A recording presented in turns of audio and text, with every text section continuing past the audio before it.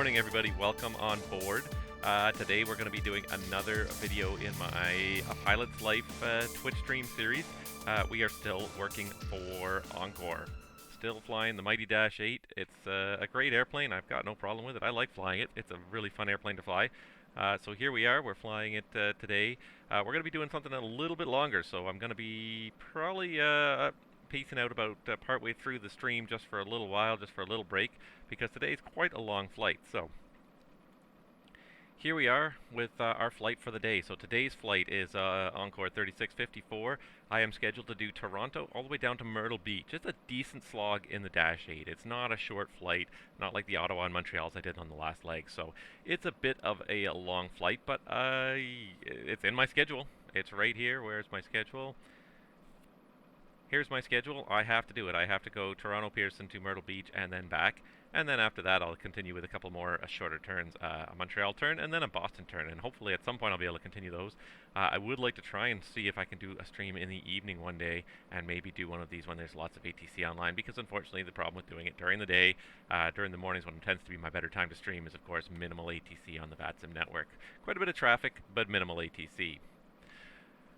So that's our goal for today. We're going to be doing this flight while we're underway as well. I'm also going to have a little discussion, I think, about some of these different multiplayer options that we have in the FltSim community, and they seem to be coming at us fast and furious now. So we'll talk about that a little bit in cruise. But without further ado, I'm going to take a sip from my ever important pilot's companion, my cup of coffee, and then we're going to get this show on the road here. So I'm going to start this airplane booting up first of all, because it takes a few minutes to get the screens going. First flight of the day in this Mighty Dash 8 today. So let's go ahead and power this sucker up.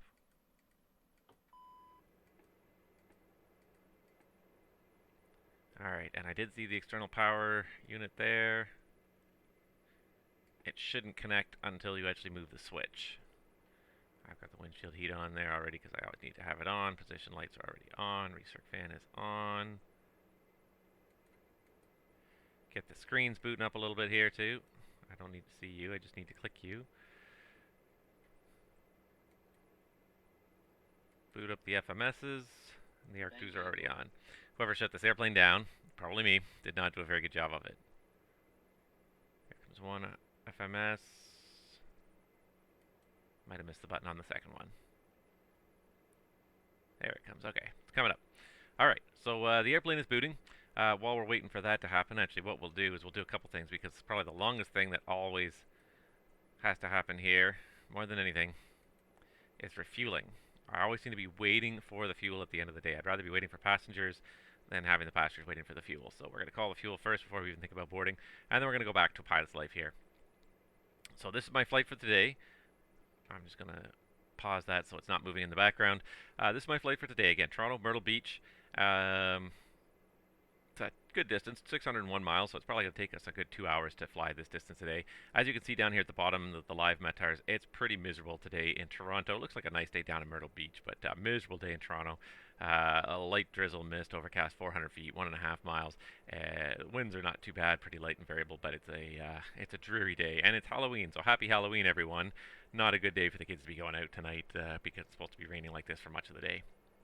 But let's get our little flight on the way here. So I'm going to go ahead and hit that sim brief dispatch button. I already selected my aircraft just before I turn the stream on here. Go to sim brief, and here is my flight plan. I actually already generated it while I was sort of setting up the rest of the sim as well. So if I actually go to my briefing, I've already got it pre-calculated. I'm just going to save some load on their server because it's basically a free service and they do a fantastic job. So let's take a little load off their server. It is a little bit of a long flight. Payload cargo limited by MTO today. I did try to take quite a bit of extra fuel. I may cut back on the fuel. So let's have a quick look at the fuel here. We got almost a full tank of gas to go all the way to Myrtle Beach. And let's just have a quick look at the weight and balance. 72 people. With no cargo.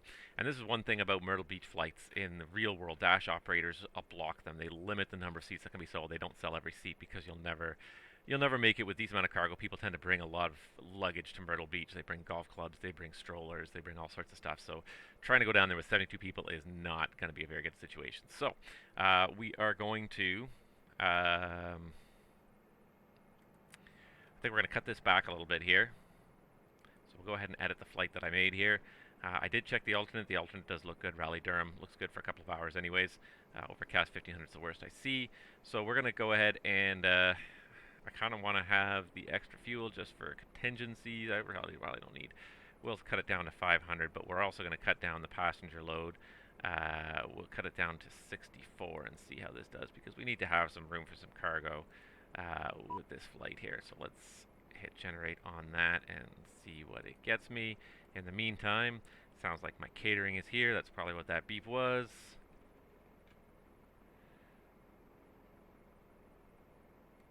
Let's just bring up the services. Let's bring this up here. Services. And okay, the gear pins are not in. Good to know.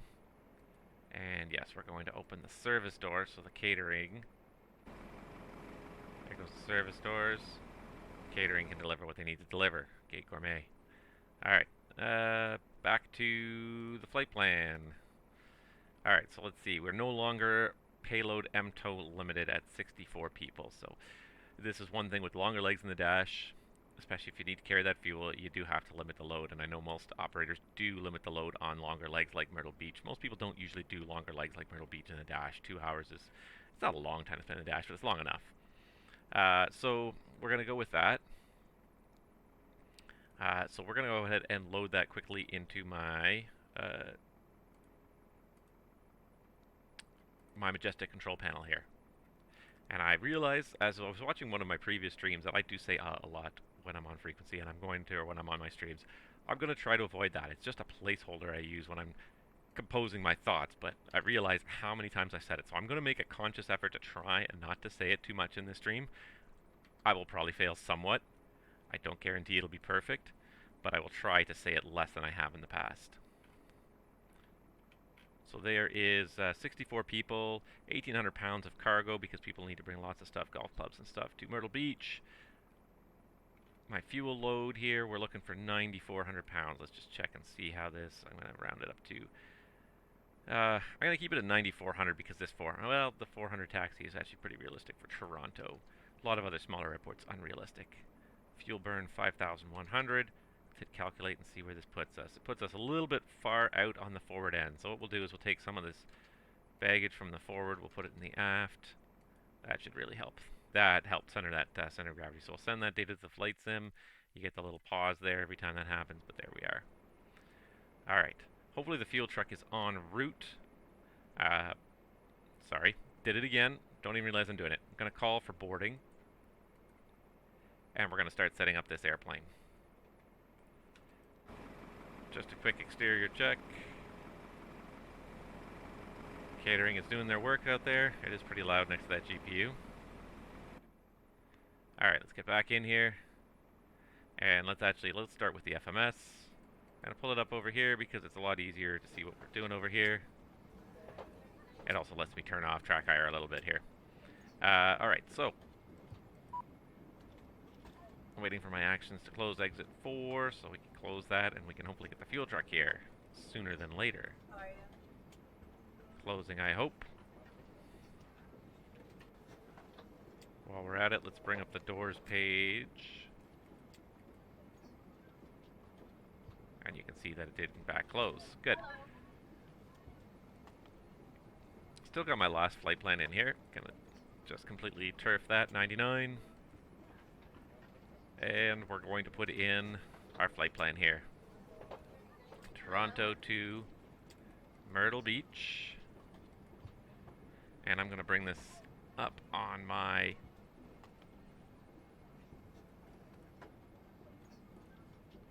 there's my paperwork. I'm going to go ahead and pull it over here onto my other screen just to make it easier for me to read that while I'm putting it in here. So the flight plan today, flight plan menu. We're going to depart Toronto. It looks like we're going to probably be using 06 left for departure. Since we have no ATC online, that's what we're gonna use. We're gonna do the Oakville to departure.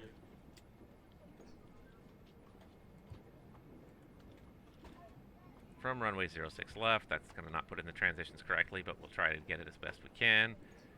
Perlo Omapa beats, and we're going to pull up my Navigraph charts really quickly. Sorry about that. Here's my Navigraph charts on my other screen here. There's my Navigraph charts. Stop making it full screen. We don't need full screen. And what we want to do is have a quick look at the Oakville to departure here. Off the 5s and 6s. And the transition after beats, we're going the ERA transition. Is that correct in my flight plan? Yes, the ERA transition. So after beats, we need SAML and ERA. So that's what I was looking for, was to put in SAML and ERA. Then that's done. Then we can do airways, which is an interesting one. You always hit list, and then you can select a list of airways. From arrow, there's only one. And it gives you the endpoint. So you don't type in the endpoint, you pick it from the list. So one thing about the Universal FMS, that it gives you the lists of things you can do. It doesn't let you select. It doesn't let you type in things manually like most other FMSs. I have mixed emotions about that, whether it's a good or a bad thing. It's a little more awkward to find stuff, especially if the list is long, but on the flip side of that, you're less prone to mistakes. We can delete the no link because then the end of our flight plan is Fayetteville direct Myrtle Beach, and that should be displaying down below here on the that should be what's displaying down below on the overlay. Yes, it is. Okay, good. Alright, so that's our routing today to get us to Myrtle Beach. We're going to go ahead and put in our fuel numbers, so we'll go ahead and pull our Majestic control panel back up here. Oh, I'm not going to be able to really do this. So what I'm going to do is I'm going to slide this onto my other screen where I'm still going to see it. Sorry guys, you won't be able to see it because I'm trying to look at it. The other thing I'm going to need is reserve fuel and alternate fuel. The alternate's fairly far away. That's probably what's also costing me a lot of fuel here. So alternate is 1772. 44 minutes to my alternate for Raleigh-Durham. Probably could have picked a closer alternate, but frankly, we've got enough fuel to do it. I'm just going to run with it. Plus, I have the scenery for Raleigh-Durham if we end up having to go there. I don't see it happening, but it's always possible. Have to put a 0 in the extras to get the total reserves to properly populate. In the real airplane, you can just type in a reserve value, but that doesn't seem to be an option here on Majestic, so work with what we've got. Fuel on board.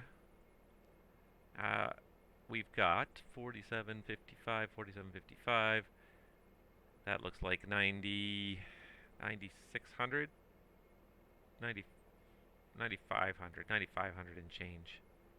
You can always go directly to the fuel page if you don't like doing math. The fuel page lists the total. There you go, 9512. So we'll go with that. We'll go with 9510, round it to the nearest 10. More than close enough for what we're doing. The ZFW for today is going to be 54403. So the ZFW is a little lower than previous flights because we have less passengers, but our gross weight is still going to be very close to gross here because of the amount of fuel we're taking with us today.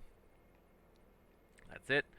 All we need is the time zone for our ETA, 4, -4, and we're good. I think that's it for the FMS. One thing we do want to make sure we do not forget to do is crossfill. Let's see here. Flight plan, menu. There it is, crossfill. Crossfill flight plan and crossfill fuel. Just going to have a quick peek outside to see. I think here comes the baggage train. Still no sign of the fuel truck. Let me just double check with GSX. Refueling service requested. It is on its way at some point. We don't know exactly when, we don't know exactly where, but it should be on its way. Alright, so we finished the FMS setup, so let's just go through the flight deck setup, make sure we are all set up here. The electrical panel is all good, everything is basically on.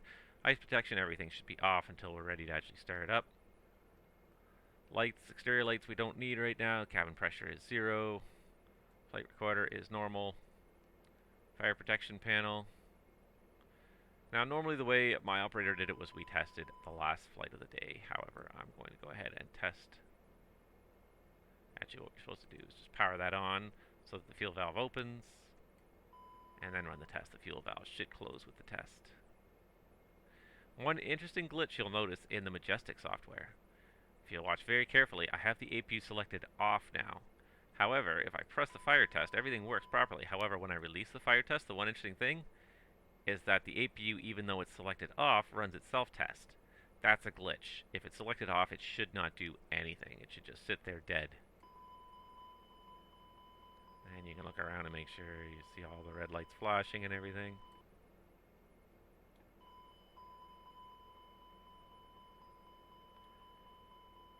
Eventually I will do systems for fire protection, and then you guys will see.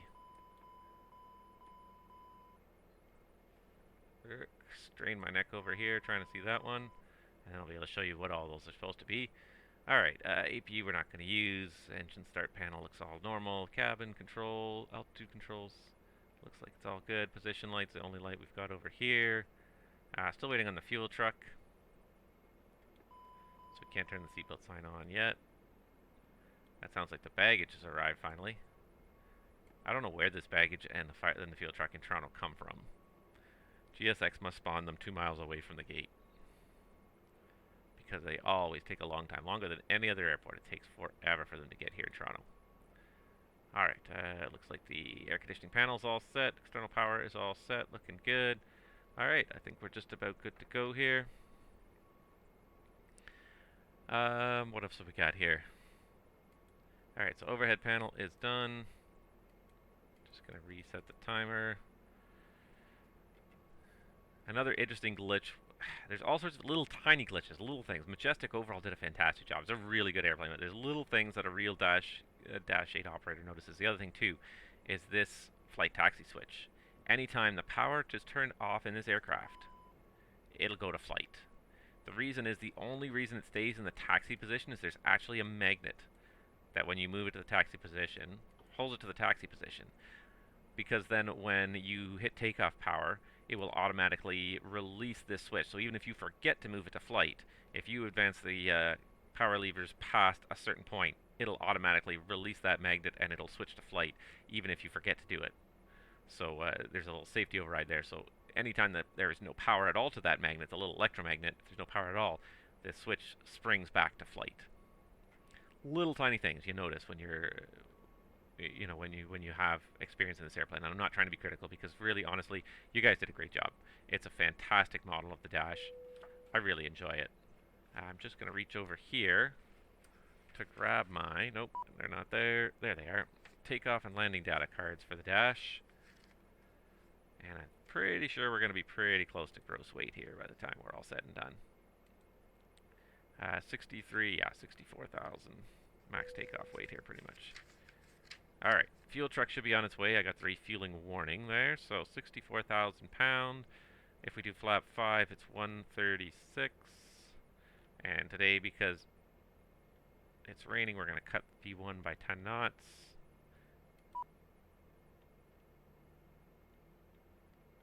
And then they always want me to close exit 1 when I'm refueling. Fuel truck shows up first. They always want me to close exit 1. Do not close the boarding door if you're fueling with passengers on board. The door has to be open for fueling with passengers on board.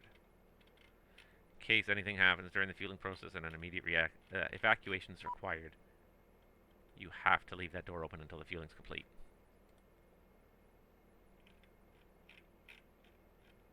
Just setting up all the takeoff data here. 1,600 feet for takeoff. And I should pull up some weather here.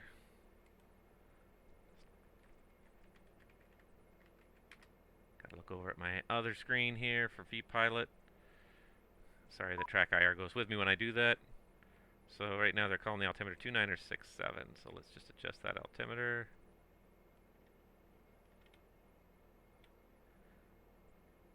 And while we're at it, let's adjust the other altimeter. There we go. And number 3 should automatically adjust with me. Alright, we need go around heading alt cell.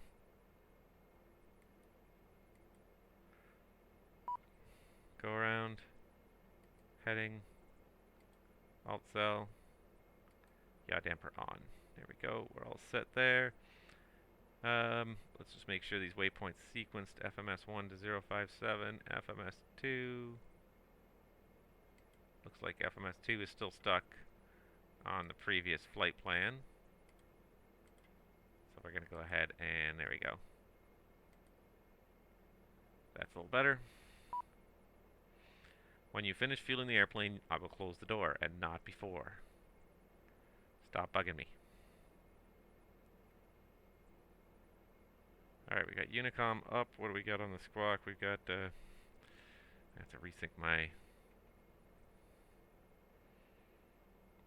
Yeah, we got 2,000 on the squawk. Alright, I think we're just about ready here. Just going to take a quick glance outside again. And I think I see off in the distance... Here comes the fuel truck. Hooray! He finally made it. We're always waiting for him. Okay, well, the fuel truck is coming. Gonna pause that for a second, and we're gonna go ahead and get my checklist out and get ready to get going here on another flight. Okay, we'll do the originating before start check as soon as I've had a sip of coffee. The originating before start check in the Dash 8. Alright, external power APU. I'm gonna need to unpause my track hire for this. Alright, external power is on, APU is off. Recirc fan is on. Emergency lights are armed, and anti-skid is on. External checks are complete. Gear pins, we're gonna check that. For those of you that have watched my previous videos, you know that I'm gonna be a little paranoid about this now. Gear pins are good. Yeah, we need 9,300 pounds, so fill it to 80%. It doesn't make a difference anyways what you select, because it doesn't actually let it do anything, but at least I'll pretend to pump some fuel for a little bit. Alt gear door and landing gear inhibit switch is closed and norm. And the flight deck preparation is complete left, and yeah, we'll say he did it on the right as well. He, she, they. Complete on the right. The originating before start check's complete. The before start check. And we actually need to make sure the fuel truck is gone before we can do this, because we need to turn on the seatbelt sign. Can you see it out there? No, not really. Can't reach my track hire far enough. Looks like he came. He said we didn't need anything. He left. Alright, so we can go ahead and remove the bridge and close the door.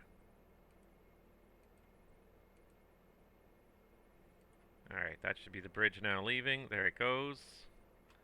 Boy, that guy drives that bridge like crazy. So we're closing the door up now.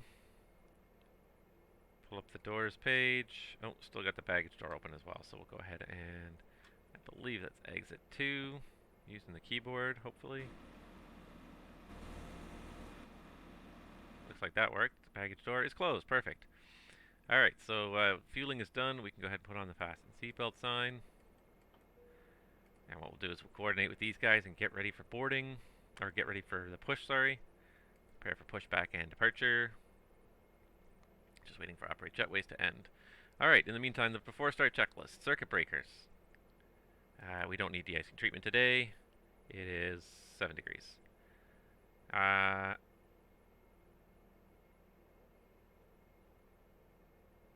going to do a quick edit pushback again because last time it was a little glitchy. I do like that one though. That looks pretty good right there. So we'll go ahead and go with that.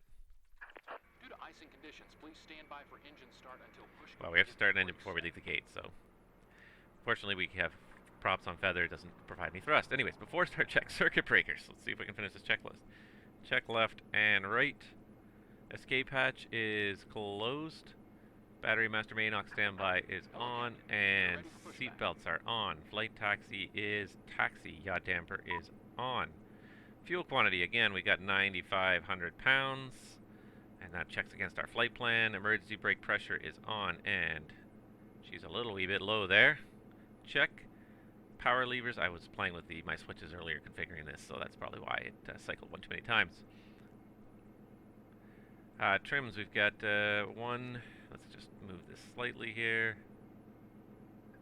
We're somewhere about the middle, so we just need maybe a little bit. There we go. Emergency brake pressures on check. Trims are 3 set. Power levers are disconditioned. Levers are fuel off, and the takeoff briefing is complete. ACARS initialized. Stand by while I initialize my ACARS system here. Alright, so We got everything set up. We're just going to hit start flight. Have a nice flight. That's it. She's now tracking us. Okay. Before start checklist is approved, the start approved check no steering is off. And transponder is going to go on alt. Doors and fueling lights are both out. APU bleed is off. And the anti-collision's going to red. Start approved check is... Oop, that's the wrong way. There it is. Red. Start approved check is complete. Let's ask these guys clear on 2. And we'll start engine 2. Can't remove the GPU just yet, guys. Just give me a second here. Starting engine 2. As soon as you see rotation, you can bring up that condition lever to start feather. And the FADEC will add fuel when it's appropriate. Just monitor the start conditions.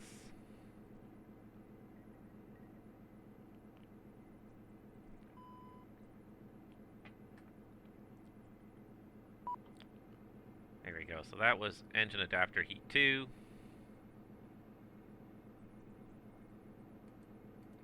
Associated with the start. That looks like a normal start on 2. Pull up the electrical page.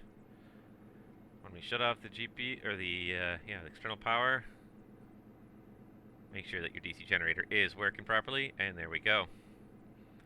We can now remove the GPU. Hey guys, remove the GPU. Thanks.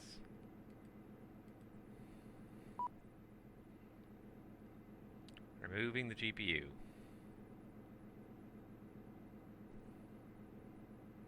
One thing at a time, guys. One thing at a time. What is this gate again? This gate's Bravo 22. Toronto traffic. Encore 3654 commencing pushback from gate Bravo 22, planning to departure runway 06 left. Locking gear.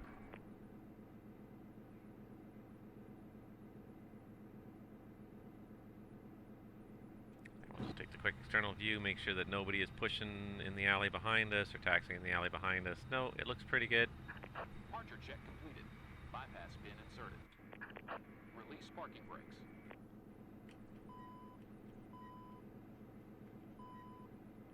Alright, I tried to set up a switch for that, but it seems to repeat, so I'm going to have to change that configuration later.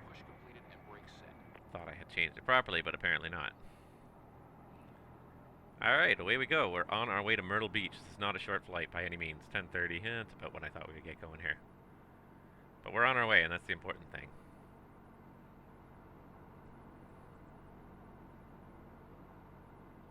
Alright, clearing the gate. Clear on engine 1. Starting 1.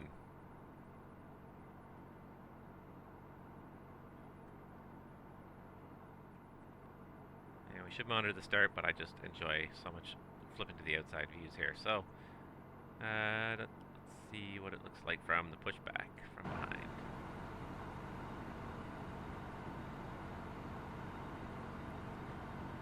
I even turned my head there. Did you see that? Boy, it's noisy outside with everything running. Looks like a normal start. I don't see any flames shooting out the back.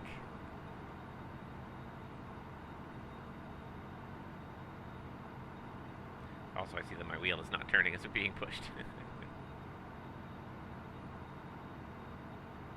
Try not to look at that too much. Let's see if we can get a normal push this time without the guy pulling us and pushing us back and forth twice.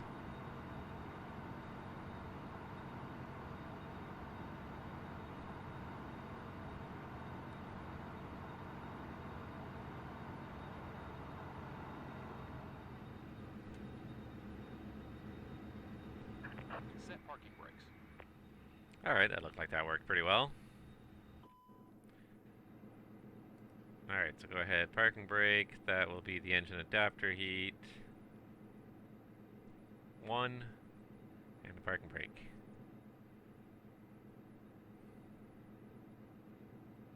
Here comes Buddy.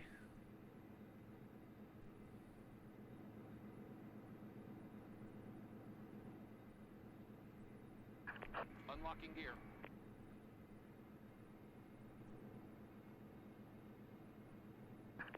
truck disconnected. Bypass spin removed. That was a better push than the last time where they kind of cut into my airplane for some reason. It's interesting that it saves the last position. I did not know that GSX did that when you quick edit a pushback from a gate. It remembers the last one you did if you changed it at all. That's a really useful feature too. So if you use the same gate a lot, it's going to always offer you the last position that you used if you like to customize your position and have a good spot for your particular airplane. Left is clear. Good to know. Right is clear. Alright, thank you guys. Clear to start engines. Props full forward.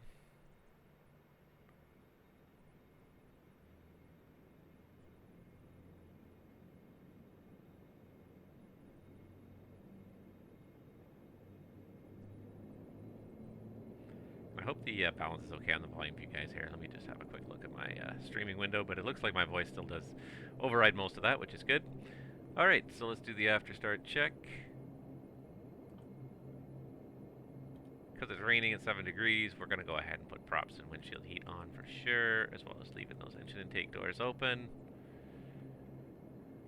And then I've got also to see first the FO's flow, so he's going to get the bleeds on.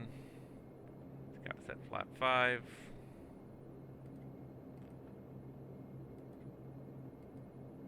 Uh-oh. Okay. Ooh. Was worried there for a second that the ailerons were going to go all wonky on me here. Okay, so first of all, we're going to do the elevators.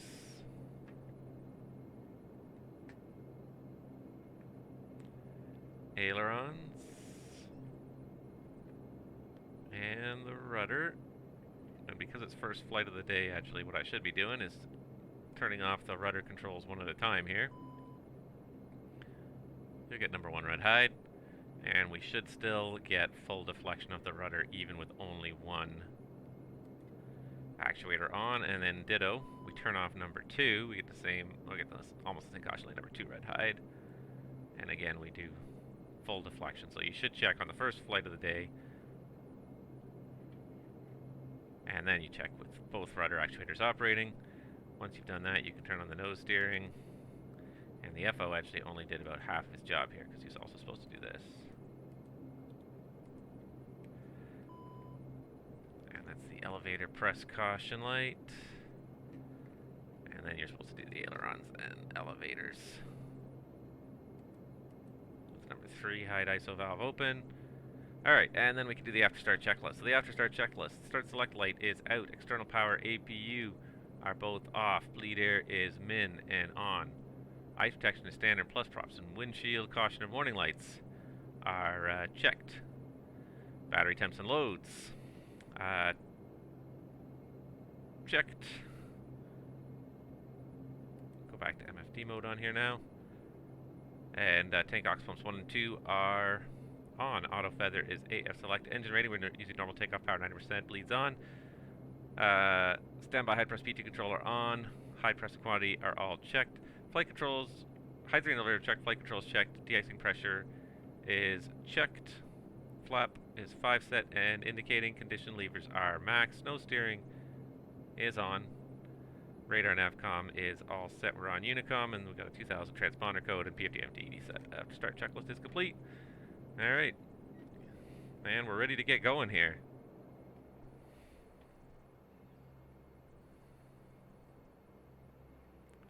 Alright, took a little while, but we're on our way to Myrtle Beach. It's going to be a long flight, but if anybody's around, we can chat.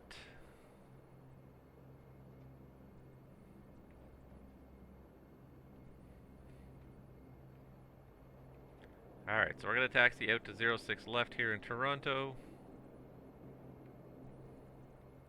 We're going to turn down Bravo and Delta for 06 left, crossing 33 right along the way. And we'll tell Unicom the same thing. Somebody's on the ground here. I see an airplane parked over there. Toronto traffic, Encore 3654 is taxiing from Terminal 3 for departure 06 left. We're taxiing Bravo Delta crossing runway 33 right. So nice. There's at least one airplane parked over there.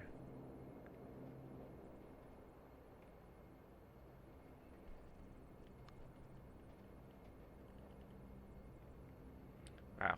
That really brings everything when I try to just use my little remote control for my volume a little bit.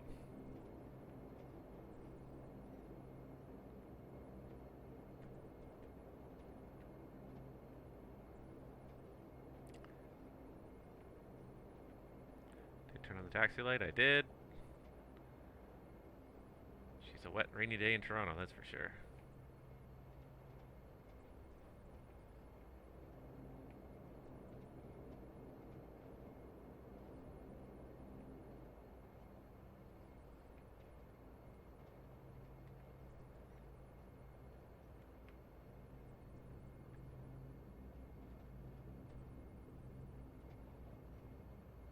Not too fast on this wet ground today.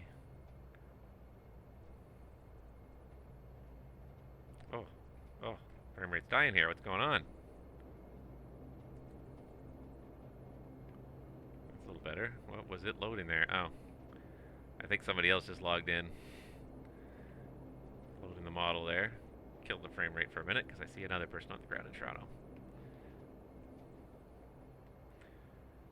I think you guys heard earlier there was somebody leaving Toronto. I'm not sure if I can't remember if that was before or after the stream started, but there was somebody who taxied on Toronto, made a whole bunch of calls on Unicom. It's just wonderful to have voice Unicom.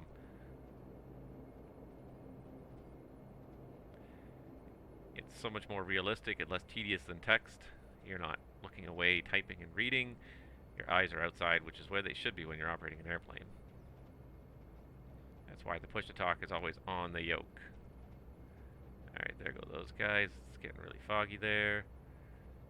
And really slideshowy here. Yeah, no, the side window heat is on. It should clear out. Wow. It's not your connection. It's not the stream. Toronto, especially in the rain. Killing the frame rate here. I thought I had dropped some of the settings down to help keep the frame rate higher, but apparently that was not enough. Alright, while we're going here, quick taxi check. Taxi light is on. The altimeters, we've got, let's see here, 2967 set and cross-checked. Takeoff warning. Hold it there for 2 seconds at least. You won't hear any beeping. Should start beeping right away anyways. Oop. There we go. I think we're off center. We are. And we'll say cabin is secure. The taxiing check is complete. Maybe if I go to an external view at least it'll get a little better.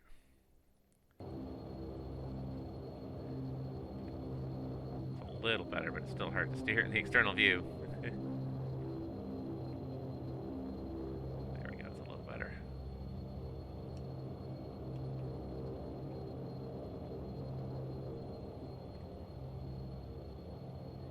Alright, this is Delta, right turn on Delta, cross 33 right.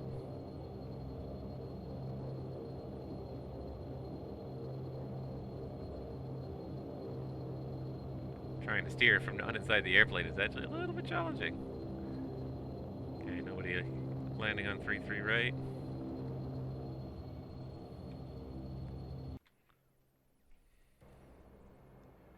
That was a little hard to do from inside the airplane, or from outside the airplane actually.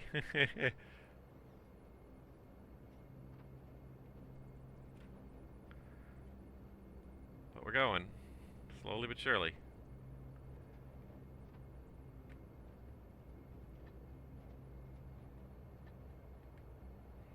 Alright, so we look both ways. We did turn on the strobe. I'm going to turn it back to red now that we're clear of the runway.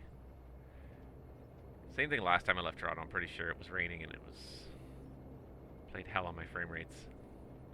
I should maybe consider looking at the settings in Active Sky too to see if there's something I could do to increase performance there. It's only Toronto where it really suffers. This flight tap scenery is fantastic to look at, but there's just so many objects because it is such a huge airport. It's so well detailed. This computer just has a hard time keeping up.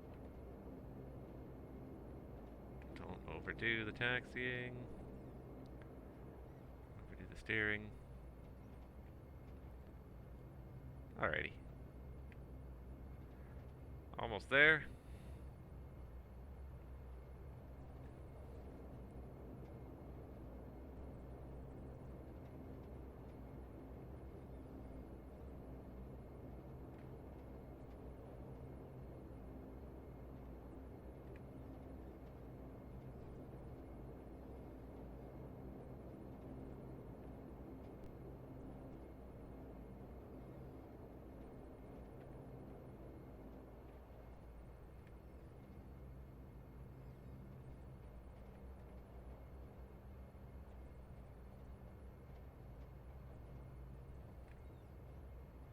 I could get a lot of better frame rate if I was taxiing on a default scenery, but I just don't think I could do it. Knowing what the real world airport looks like and knowing how low quality the default scenery can be, I just have a hard time doing it anymore. See, we're okay right now, but as soon as we turn around to face the airport again for the takeoff, we're kind of going to lose our frame rate as we line up on the runway.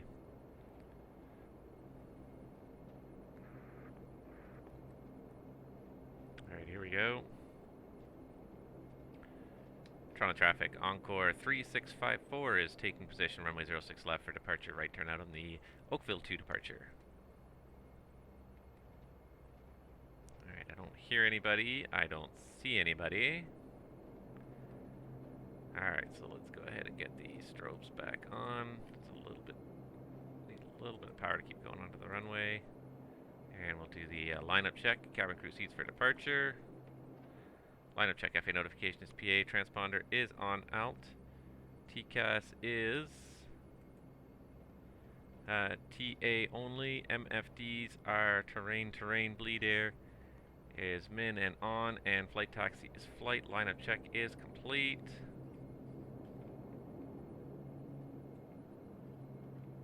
It's a little bit too far. Let's get the lights while we're just turning here.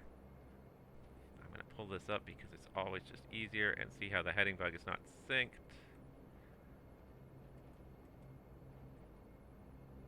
Come on. There we go, heading cell. Alright, and away we go. Oh, my heading bug was not synced because it was not synced. That's horrible. That's some bad airmanship right there.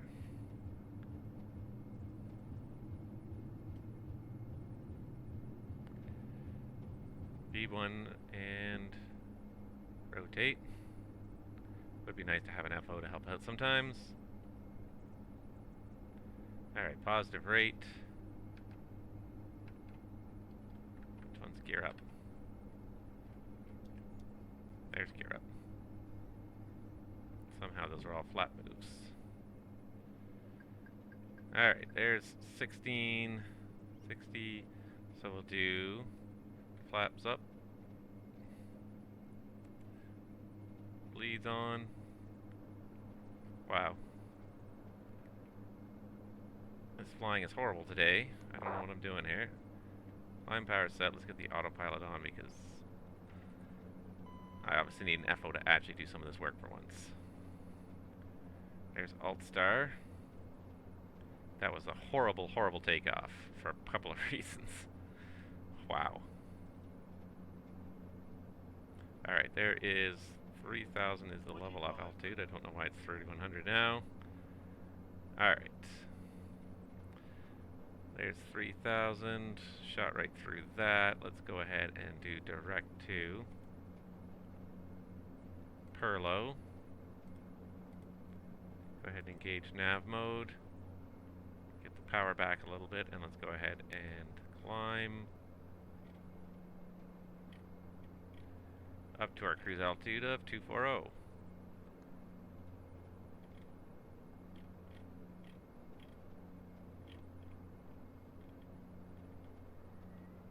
There's 240. Alt cell. Power back up there. Resume our climb.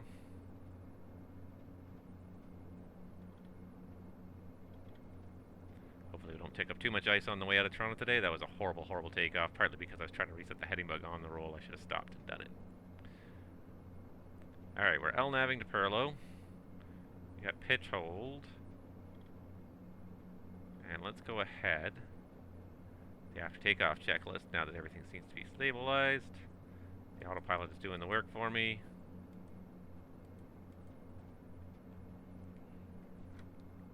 Alright, after takeoff checklist, landing gear is up. Flaps 0. Climb power is set. Bleed air 1 and 2 is norm and on. Oh, good, we're getting out the top already. Auto feather is off. Tank ox pumps are off. High pumps are norm. Engine temps and pressures all are checked. Cabin press temp controls. Looks like the cabin is pressurized. We got differential building. Ice protection is standard plus props and windshield. And FA notification PA. Or FA notification chime. We'll do it in a second here. Once we just get out of this top layer here really well.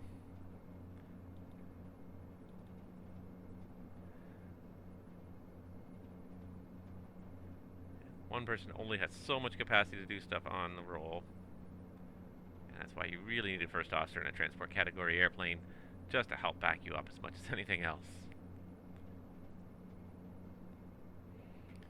Alright, still a little bit bumpy, but it looks like we're through the worst of it, so we'll go ahead and pitch down to about 6 degrees for our climb out, and chime the flight attendants. There we go. Alright, and we're on our way to Myrtle Beach. Let's sink that heading bug. Hopefully the weather will be a lot nicer in Myrtle Beach than it is here, where it's just a gray, dreary Halloween day. Alright, there's 10,000. Let's go ahead and go lights off. Pressurization checks. We got 424 building, and seat belts we're going to leave on because it feels like it's a little bit bumpy. Feels like it's starting to smooth out now, but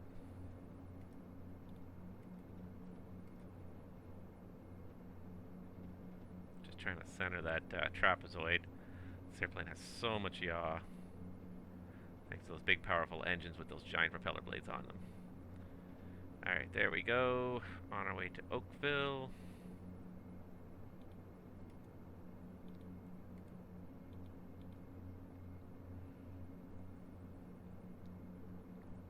Alright, let's have a quick little look. It's not going to be very useful right now, but the performance page in the Dash 8 says we are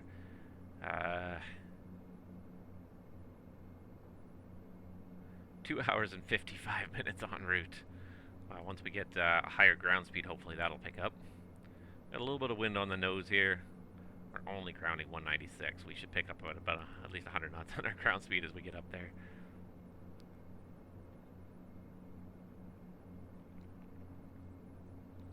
There we go. Now we are well on our way to Myrtle Beach and another leg of my pilot's life. Let's just go ahead and check and see how that's going there. And we are off the airport. It's very small on our route so far.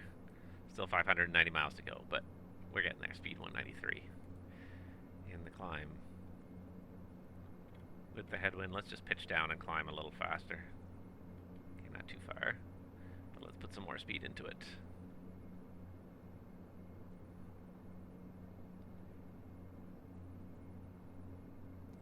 But there we are, we're underway. We're not climbing too badly here, 15,000 feet, still climbing at 1.3. That's pretty good. Let's put some more forward speed on this airplane, especially since we're flying into a bit of a headwind here.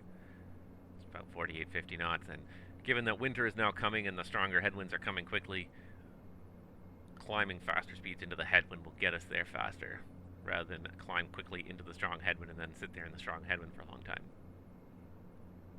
So that's what we'll do, we'll keep climbing. But we'll keep climbing at a higher speed. If we can get it to even 210 knots. We're getting there now, grounding 214. Estimated time en route 238, so by the time hopefully we get to cruise, we'll cut that down to about 2 hours, maybe a little less. I did actually hear a text transmission, someone's still using text. And not everyone has a good headset. Like, I'm not biased against text pilots, but I do believe they are the vast minority now in the VATSIM network. Most people bother with a headset, have the support of a headset, and want to make use of it too, I think is the other thing.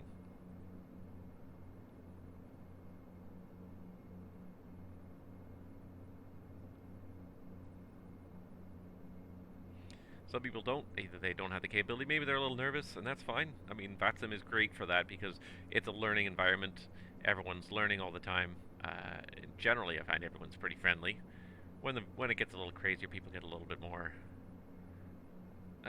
ornery, difficult to deal with, and that's only because they're just trying to handle the workload and and don't always have time to answer questions if they're dealing with the workload. But I will say to anyone out there who's ever been afraid of the VATSIM network, get on the VATSIM network. The vast majority of pilots and controllers are always willing to help. The biggest thing, of course, alright, there's transition set. Come on. Set standard, and there you go, standard set and cross-checked. The biggest thing I find with pilots and controllers is, as long as first off, don't be a total idiot when you log onto the network the first time. And the only thing I mean by that is, don't log on a runway or on short final for a runway if you can avoid it. Log on at a gate, listen quietly, ask questions, because controllers will gladly, as much as they have the time within whatever they're doing, will gladly answer questions, even ask your fellow pilots questions. And people are more than happy to take some time to answer questions and help people learn. But I think one of the worst things you can do is definitely pop on a runway threshold, especially an active runway threshold when people are taking off, landing, and you sit there in the way. So just spawn at a gate. It doesn't have to be spawn at a gate. Tune up the local frequency if there isn't one. Just tune up Unicom 122.8. Everyone, if there's no local ATC, they'll be on Unicom, and ask questions via chat.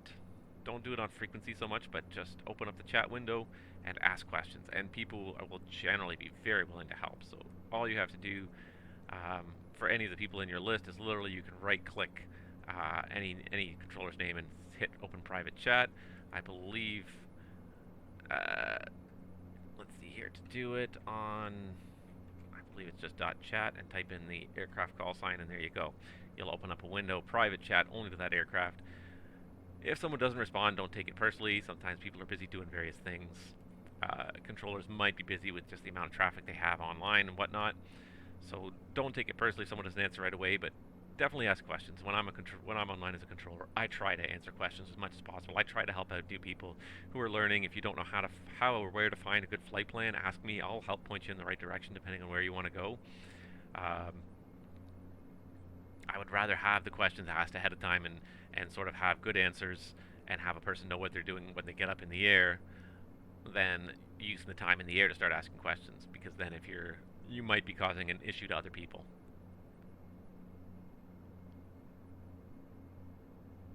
Here comes Oakville. Here's the turn. That'll take us out of the wind, give us a little ground speed boost.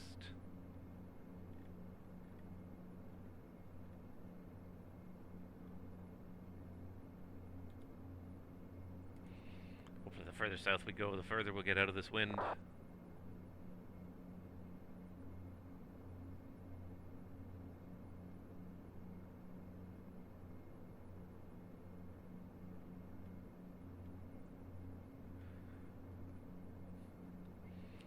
Just turning out of that wind got us at least 10 knots right there. It's a good strong headwind today, but we'll get there. And the one thing I'm going to probably, as soon as we get leveled off here in cruises, we'll have, I want to talk a little bit about just all the different MMOs that are coming out now. And what this potentially means for our hobby in many different dimensions. We just got about 1,000 feet to go here till we level off on the way to Myrtle Beach. And we can also hopefully accelerate and get this airplane going. There's 230 climbing 240. Just climbing like a bit of a dog now. The climb rate's actually not too bad. It's 1,100 feet per minute, but had to give away a lot of airspeed to do that. Okay, don't need to pitch that far down. Wow, that's thumb wheel is way too sensitive. Needs to be somewhere in the middle. Just trying to start trading a little bit of climb rate for speed already here. Because it's a long way to Myrtle Beach. It is, let's see here, 581 miles still to go, showing 2 hours and 36 minutes in the air right now. Holy crowley. Alright, let's get this thing leveled off and let's get to a full proper cruise speed. I'm also so used to flying a jet, and generally you have enough surplus power that you climb at your cruise speed as well. You just do it with more power. There's Alt Star. Now we're going to get some forward velocity finally here. Hopefully we can get to 300 knots ground speed here.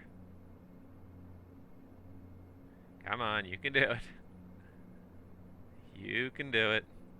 I would totally turn on the weather radar if I thought it was going to show me anything useful today. You can do it. There's Alt.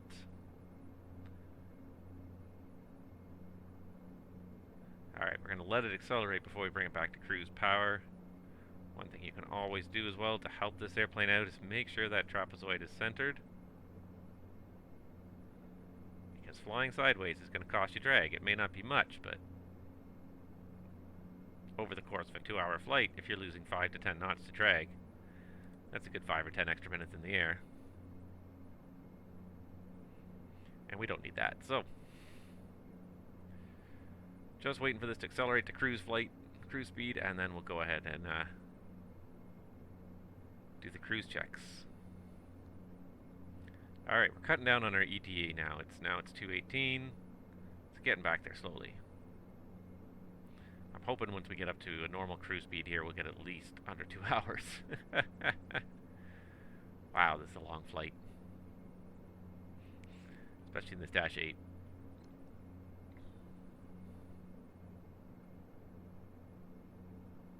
And there are a few things about the Dash 8 that make it less than ideal for the longer range. The noise is not terrible in it. You're usually fairly far from the engines, and the vibration in the aircraft is not terrible. What makes this airplane more fatiguing on the longer flights is still the air conditioning system in this airplane, and the fact that it's just inadequate for this airplane.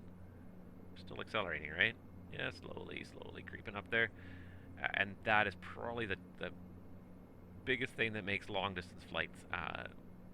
Thunder Bay was an example. Toronto to Thunder Bay was generally a 2-hour flight, depending on the wind, sometimes even more. However, when it was cold at altitude, the flight deck never stayed very warm.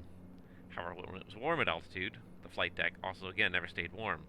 The reason being that in the summer the air conditioning was running so hard for the people in the back to keep them keep the people in the back cool, that the people in the front in the flight deck, which got 25% of the air from the air conditioning packs, froze because the air conditioning was running so hard to try and keep the cabin cool, even though the cabin was sweltering at like 28 to 29 degrees because there's just so many bodies in it, the air conditioner couldn't keep up. But then in the winter, the packs are all the way at the tail of the airplane. External view would help with this. Where's my... somewhere around here. I got a good side view. But anyways, the packs are all the way at the tail of the airplane, and the air conditioning duct goes right up underneath the belly of the airplane. Wherever it is here, there it is. Right up. So from the air conditioning packs in the back, it goes all the way up the belly of the airplane, all the way to the front to get to the flight deck, and it distributes air to the cabin along the way. That's a long way to go, and when it's minus 40 something at altitude, that's a long distance. That's, 70, 80 feet of pipe with minus 40 winds running by just one thin layer of metal away, sucking the heat away. So by the time the air gets up to the flight deck, it's so cold that you can't even get any heat out of it. There were times where I had to wear gloves in flight because it was just so cold in the flight deck. Even though the heat was cranked, it's just not enough. It makes it up there. It's okay for the first hour or so, but once you start talking about a long flight, everything starts cooling off slowly but surely, and not enough heat is coming into the flight deck to replace what's being lost. She does not want to go any faster, huh? Alright, 333 knots true is all we're getting. 266, still showing 2 hours en route. Let's go ahead and do the cruise check. Maybe it'll just keep on accelerating just a little bit more as we keep going here. And again, I'm going to just center that trapezoid and do the cruise check. Cruise check. So we got altimeters, first of all. 2992, we got 1, 2, and we'll 3 set. Power is set to MCR. Fuel is checked, so we're showing overhead Myrtle Beach with 4,000, and I honestly can't remember what the total reserve fuel was. 3,200. So we got about 800 extra over Myrtle Beach. 8,800 or 800, 900 extra. We'll see what it works out to. Seatbelts. I'd say we could take them off now. Seems like it's a pretty nice day up here in cruise. Lights are as required. We've just got the anti-collision and the position lights on. Cabin press. Where am I here? Okay, cabin press checks. We're in the green. And for 240, we should be about 72, 7300. Yeah, pretty close anyways. Looks pretty good and it's stable. Ice protection. I'd say we're above the clouds now. We could probably kill the prop heat. I'm going to try turning off the windshield heat. We'll see if it works. If it gets foggy, we'll turn it back on. And 24-hour ice test, we'll do the 24-hour ice test today because, frankly, we have time to kill. So the 24-hour ice test is just done on the first flight of every day, generally before you encounter icing conditions, to make sure the whole system works properly. Again, this is one of the more finicky parts of the Dash 8, is this whole boot de-icing system. So we'll do a couple things. The props, we'll go ahead and turn them on. We had the windshield heat on for 5 minutes. As long as you get 5 minutes without any caution light popping up here, because there is a windshield caution light. If I pop it up here, where is it here? Somewhere. Windshield control or windshield hot. As long as you haven't gotten any of those after 5 minutes, then you're good. Prop, you just want to see the green status light come on both props. They cycle. They don't both go on at the same time, just because of the heat draw, the current draw. So they will alternate. The colder it is outside, the longer it'll stay on each prop blade. So it might take a little while for it to run. Increased ref switch. Let's just check our speed. It's pretty high here, so we'll go ahead and turn that on. And all you see is just the increased ref switch come on there. That's good. And then the real test is, of course, the de-icing boots. Still waiting for that prop to switch over, but anyways. Okay, so what we're going to do is we're going to go ahead and flick it on. 1, 2, 3. Get the timer going. There we go. I was supposed to do them at the same time, but I only have one mouse and plenty. You have 2 fingers. 2 hands you can do this with. So what you'll see is you'll see 6 seconds on each of the boots.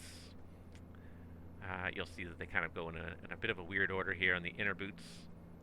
3 and then 4, they go to those ones, and then you'll see 5 and 6, the tail and the engine intakes. I wonder if the engine intake ones have been simulated properly here. Do I have a good shot of the engine intakes? Of course, now I probably missed it, but anyways, those engine intake boots there, they're really important because they prevent ice from blocking the engine intake. Without, if ice blocks that intake, or even just constricts it enough, you can lose power in these engines. So those boots are super critical, almost more so than any one particular wing boot. Alright, you'll also wait, there's the other prop light, so that's good. We can turn off the prop heat. And what you're also looking for, if you're in fast mode, is basically a 60-second cycle time. So you see 6 seconds on all of the 6 different segments, adds up to 36, plus 24 with nothing. It took me about 1, 2, 3 seconds, and there's the first segment. So the boots are on again, and that's basically it. That's the test. The other thing you'll test is just manual selection. So there's also a manual switch that lets you pick which boot segments you want to turn on. And can't do it when once the timer starts, you have to let the timer finish its cycle. So the timer hasn't finished yet, so you got to let it finish, and you've also got to let it finish its 24-second countdown before the next cycle starts, before it'll let you do this. So it's a little bit of waiting. The ice protection test, not hard. It just takes some time to do. How are we doing? We're grounding 280. Haven't even broken 300 knots ground speed. We're getting there, though, actually. 347 true. It's getting a little higher. Showing only 153 to Myrtle Beach now. Okay. I think that's been long enough. Now, in the real airplane, you don't need to go to manual mode for the manual mode to work. If you just turn this switch right here, once that timer is done, the various segments should light up. The manual mode, all the manual mode does is turn on the heaters for all the little valves that control the boots. So all the valves that control where the bleed air goes to inflate and then deflate the boots. Each of those valves has a little heater for any moisture that might be in the bleed air to prevent it from freezing in those various valves. But you don't need to have it on. You can have it in off mode and this system will work. That being said, Majestic did model that. I have to turn it to manual, and then I can go ahead and manually select each boot segment for at least 3 seconds, and everything seems to work. That is probably the most finicky part of the Dash 8 ice protection system, though, is the boots, and particularly, again, those little heated valves. If those valves get a little bit of moisture in them, and then you get up nice and high, where it is, what's the temperature out here right now? The static air temperature is -20. Any little bit of moisture in there is going to freeze pretty quickly once once you start to get up into these colder ambient temperatures, and then when the valves try to cycle, if they don't, if the boots don't inflate within a certain amount of time, these indicate that the boots have actually inflated. Then you're going to get the good old, where was it here? De-ice press caution light, and that is one of the just the banes of the maintenance department at almost any Dash 8 operator, because almost any time that comes up, and the pilot writes it up and says, okay, I have to snag it because it's a caution light, it came on during flight, and 90% of the time they'll ground run it, and they'll say systems check serviceable on the ground, because then when they get to the ground and it's warm, the ice melts, the valves work again, and the fault clears. But in the meantime, now you've taken an airplane offline for whatever length of time to do maintenance on it, to do a maintenance action on it. So that is probably one of the, that's a real annoyance in the Dash 8. As an operator, you see that all the time. You see the de-ice press caution light come on when you do either when you're running the boots normally because of icing conditions, or when you do the de-icing test. You see that happen all the time. They run the engines for a little while on the ground where it's warmer. The valve isn't frozen anymore, and it works successfully, but in the meantime, you've had to snag the airplane for however long it takes maintenance to come and do a ground run on it. So it really is a pain in the butt. I can probably reset this timer here. All right. Now we're doing good. We're on our way to Myrtle Beach. The super silent Dash 8, there it is. Getting a little bit of turbulence going on there, a little bit of light chop. Nothing ridiculous. Ice detected, though. Ice detected. Oh my gosh. Because then I gotta do all this. Okay, fine. At least that's one thing Majestic did not model. They did not model. Speed checked. Increase ref switch is on. They did not model the constant faulting of the ice protection system. Any real Dash pilot, it just drives you nuts, because you know 99% of the time it's not really a fault with the system. It's just moisture in the valves.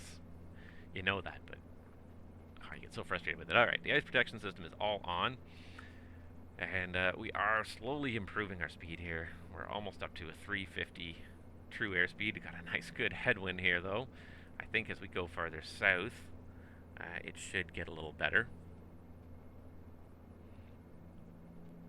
I hope. Active Sky will tell me. I think the wind direction and speed at various, yeah. As we go further south, yeah, that wind speed should definitely drop off. We're going to get away from the jet stream. The jet stream's above us here in the northeast U.S., southern Ontario area, so we have to get away from that to kind of get some speed back. So it's going to be a little while here. Again, showing 1 hour and 50 minutes to Myrtle Beach from here. Hopefully that'll get a little bit better. So ETA is showing right now 1 o'clock essentially local time. Hopefully we'll cut about 5 to 10 minutes off that as the wind dissipates.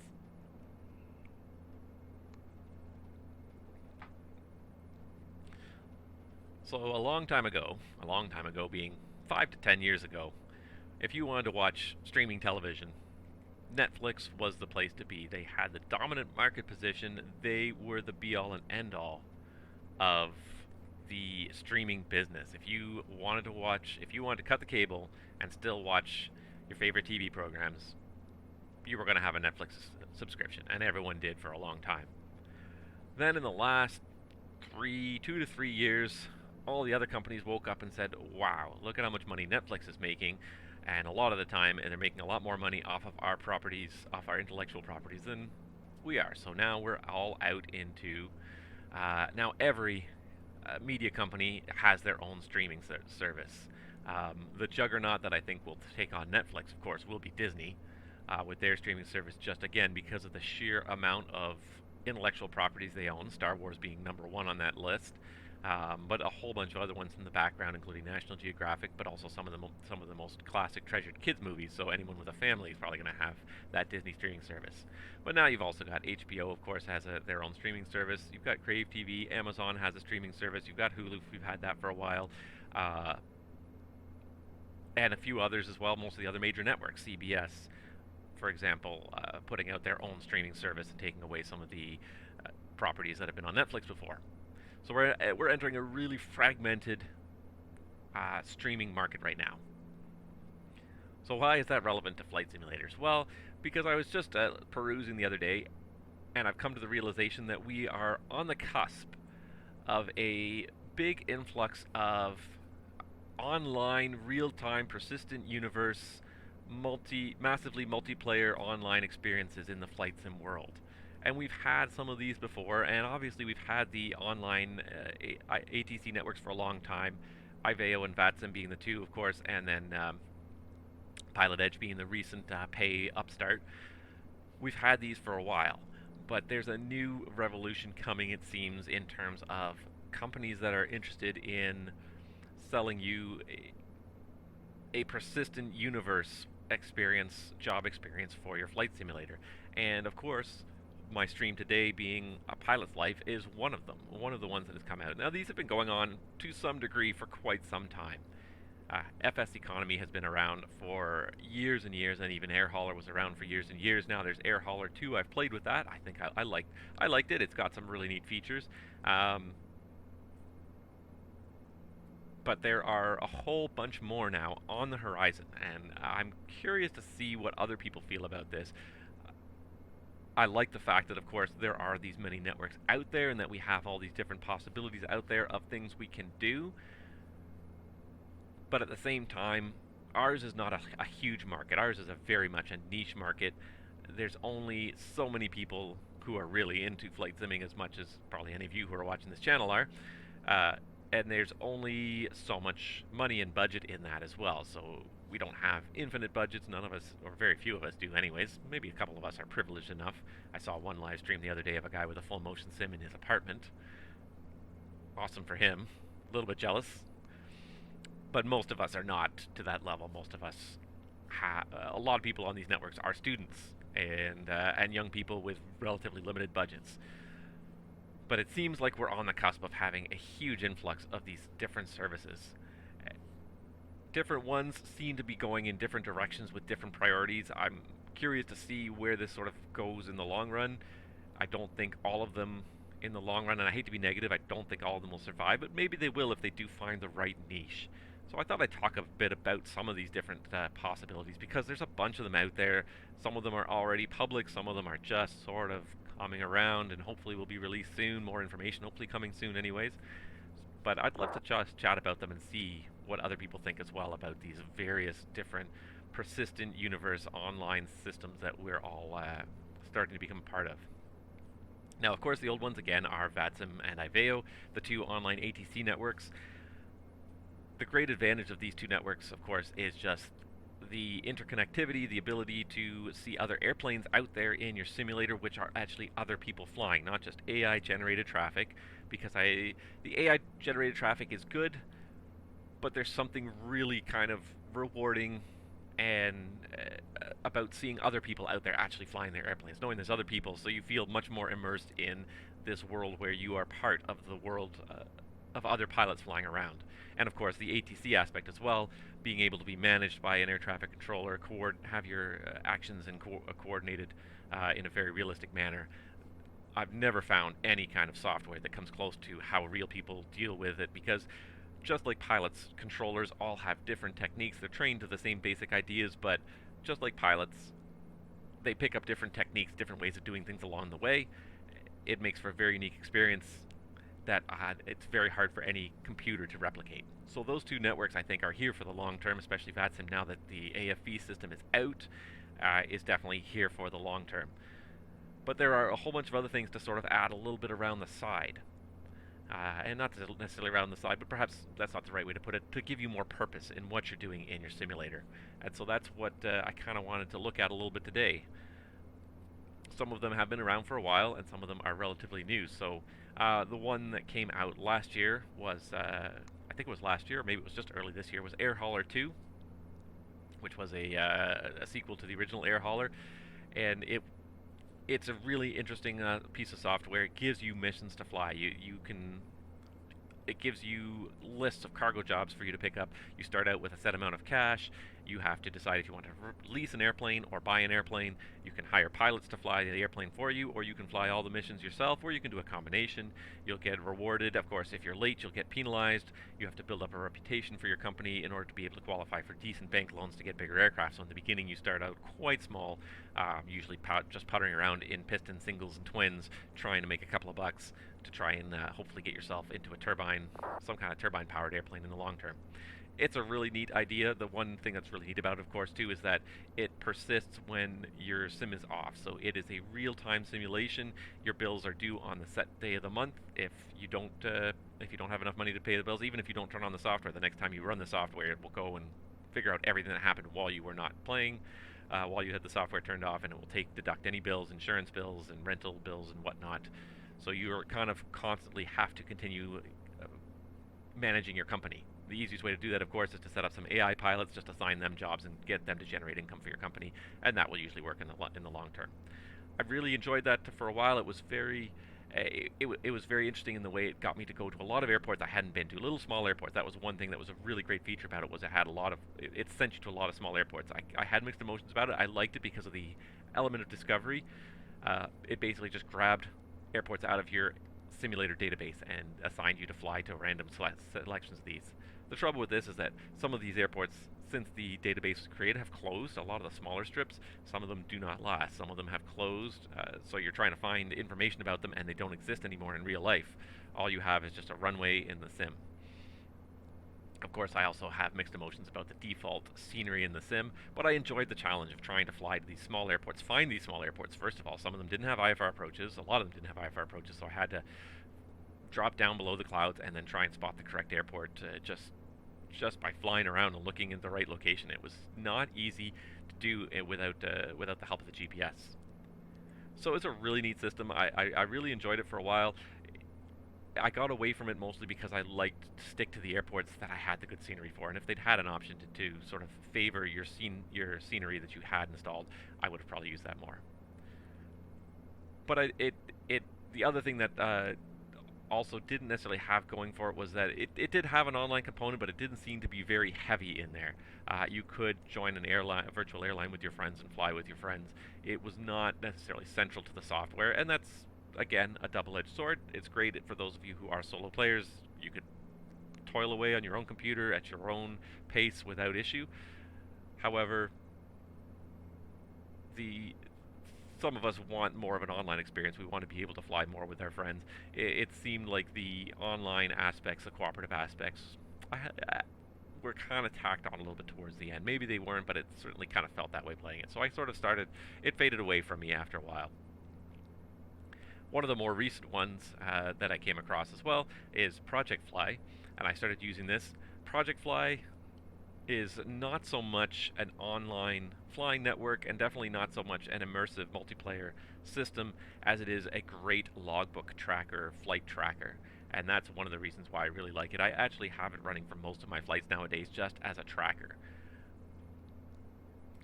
And if I can pull it up over here, for anyone who's never seen it before, here's ProjectFly. Right now I've got myself tracking this flight from Toronto Pearson to Myrtle Beach.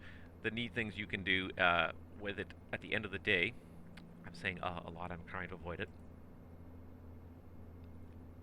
is if you look at your logbook, you look at your history of your flights, and you can pick any flight you like, and you can see a nice rendition of the whole flight. You can even hit play and watch the flight sort of in an accelerated time, or you can just use the slider here. You can even see the various altitudes as you flew the flight. Different colors on your screen indicate different altitudes.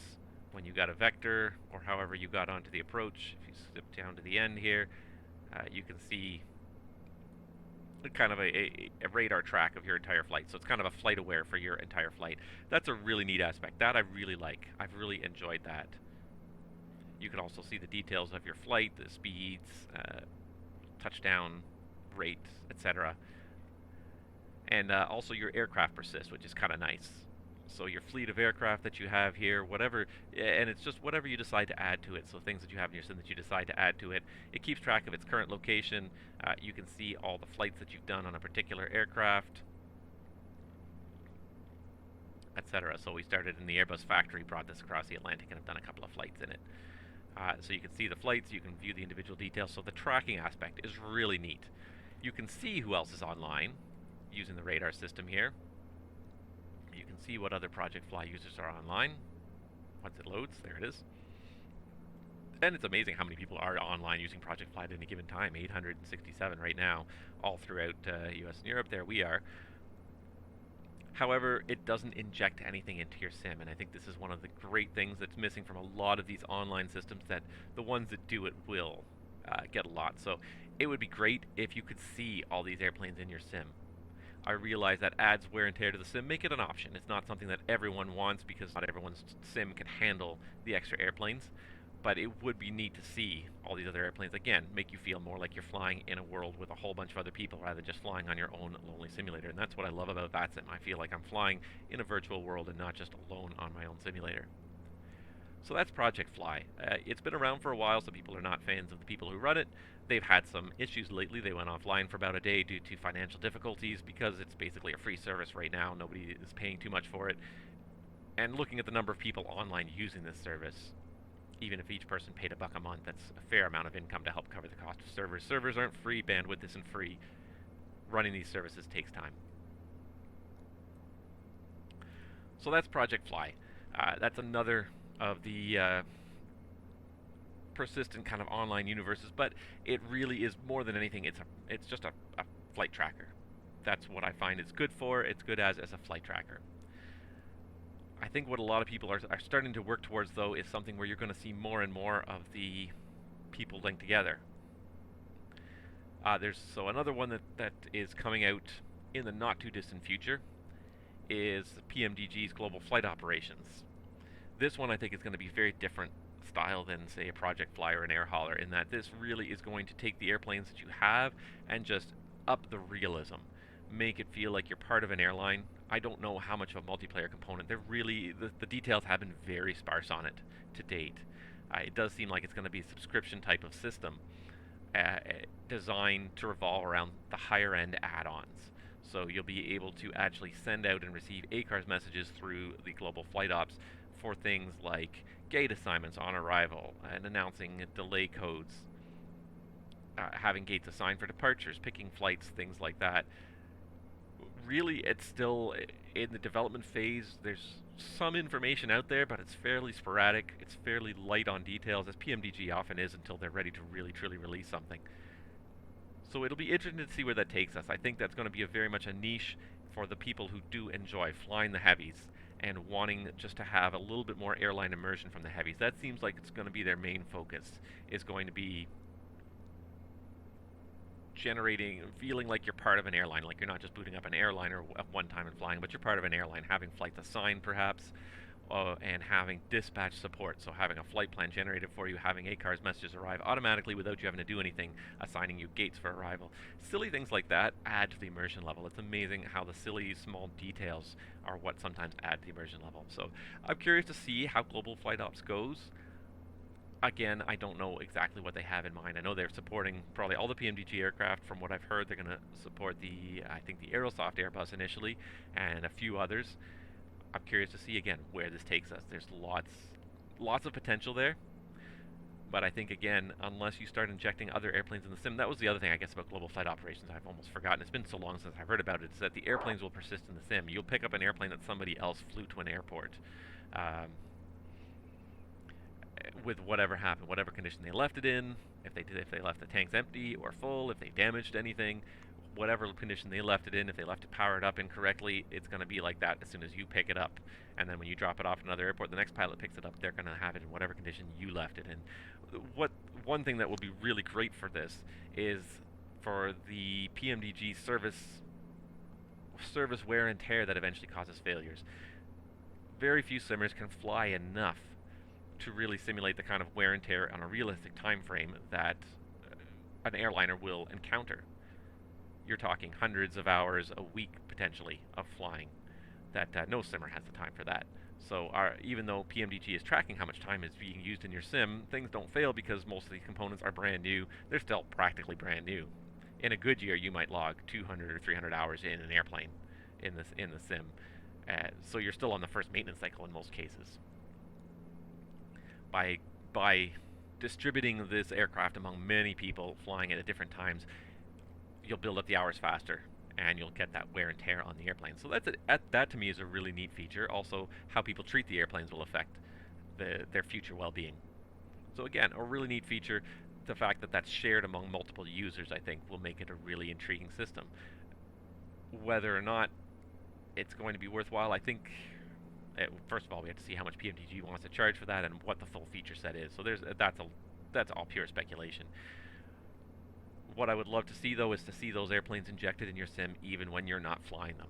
So if there's an airplane parked at the gate that nobody's using right now, inject it into the sim. And again, none of these things I think should be mandatory, but make it an option we can turn on so that we can see more of those airplanes out there in the simulator. Because a lot of these airports, you looked at Toronto, there were 2 other airplanes on the ground in Toronto when we taxied out. Not realistic.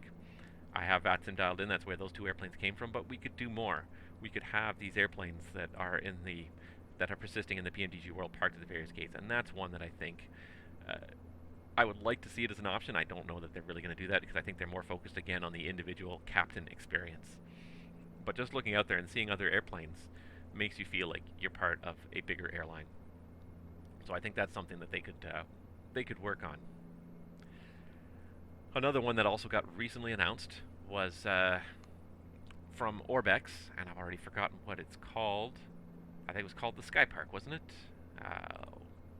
Let me pull it up here because I've forgotten. This was announced just a few months ago, and I read about it with interest. I'm curious to find out more.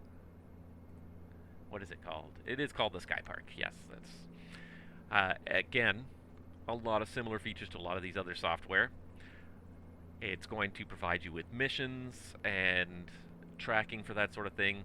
But I think the biggest thing that they're really selling on the SkyPark, the one that again makes this a unique feature, is the persistence of in-sim objects.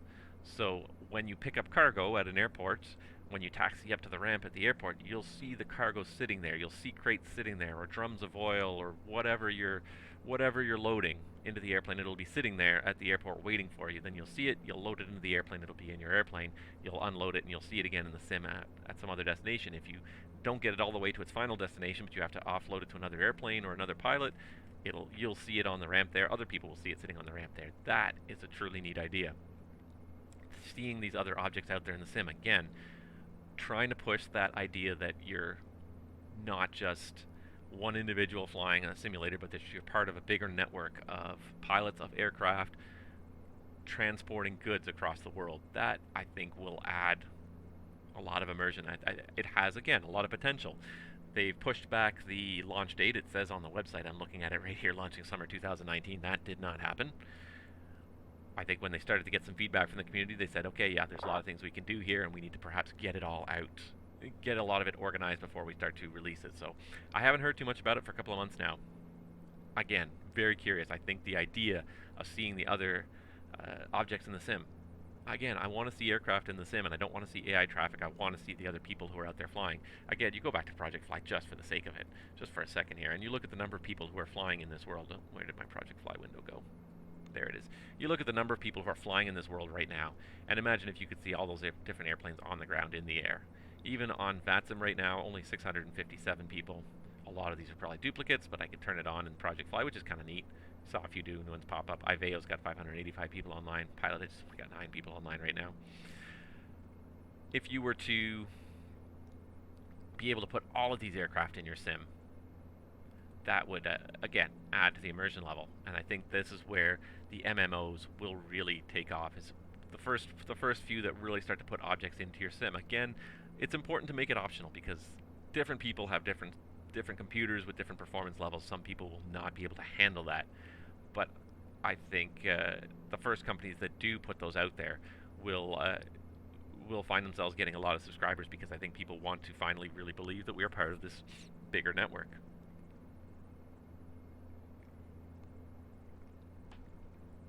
So I'm curious to see the SkyPark. I'm curious to see how it comes out. I did read a little while ago that they were going to have 2 versions. They were going to have a single cost offline version and then the subscription online model. And the subscription online model also is going to add different events, so things that may happen. You may see extra objects injected into your sim. That's something that would be really neat to handle in the future. If a runway's closed for construction, let's put up some cones. It's silly, but these are the things. It's silly, but it's not. These are the things that add to the immersion of the simulator for those that really want the immersive sim experience. So I'm curious to see this, how this project or the SkyPark works. I think it has a lot. Again, it has a lot of potential. We'll see how it works in the long run. The last one I wanted to talk about, and this was one that just crossed my desk. Actually, I probably shouldn't talk about that. First, let's just talk a little bit about a pilot's life again, because this is sort of, again, along the same lines. It is more of a solo operation, but you do have the ability to see everybody else who's out there. There's the live map. See everybody else who's flying. Oh, that's not... Yep, there it is. And so there's the live map of everyone who's flying, mostly some in Europe, some North America. There's only about 41 people online. It's not hugely popular software yet, but there's a few people around. There's us on our way south from Toronto down to Myrtle Beach. But again, this has some really neat features. A Pilot's Life has some neat features, but frankly, the online live map and that is sort of feels like very much like a tacked on thing at the end of the day. It doesn't feel like it doesn't feel like the online aspect of it is important at all. This is mostly like Air Hauler, where the online was tacked on at the end. I'm not trying to be critical. I think they can do more, but again, it comes down to I don't really have too much interaction with these people, with these other pilots that are out there flying around the world. I could add them to my friends and perhaps chat with them, but otherwise, it's a fairly it's an offline program that just has like online leaderboards and a live map of where everyone is, but I won't even see these people in the sim. So again, it comes down to seeing people outside, seeing more people in your sim and interacting with them as part of the network. So there's one more that came up, and it literally just came across my desk just yesterday, or the day before, I believe, was the day I found out about it. And it's something called OnAir, and now it's updating, of course. But this is another persistent online world, or at least it's trying to be. It hasn't officially launched yet. It's in an open beta, so I managed to sort of sign up for it to poke around a little bit. I really haven't done anything in it yet. I just literally looked at the software. One thing I'll say about the software they've written, it's very slick. It looks really good. If the update ever finishes, we'll actually get a look at it in a second. Preparing application, it's getting there. Oh, Avast doesn't like that.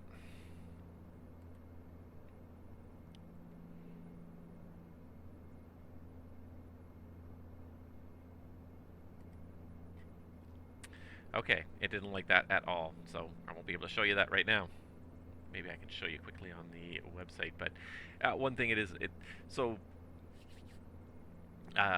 what OnAir is an airline manager. So you say, hey, we've got FSEconomy and everything else like that. And again, yes, we do, certainly, an air hauler and everything, and again, running an aviation company. The difference with this one is that OnAir definitely seems like it's much more focused on the online multiplayer aspect. So you'll have to work together with other players in the game to be able to really progress and grow your company. So unlike Air Hauler, it feels more. Now, I've only touched it a little bit. I haven't really used it a lot, but it feels like it's got definitely more of an online aspect, more of a competitive aspect. So you're going to set up an aviation company. However, within the database, the jobs are not generated on your computer. They're generated in the central database. It is an online, persistent universe on the internet. So when jobs are generated, there's only a limited number of jobs available at every airport.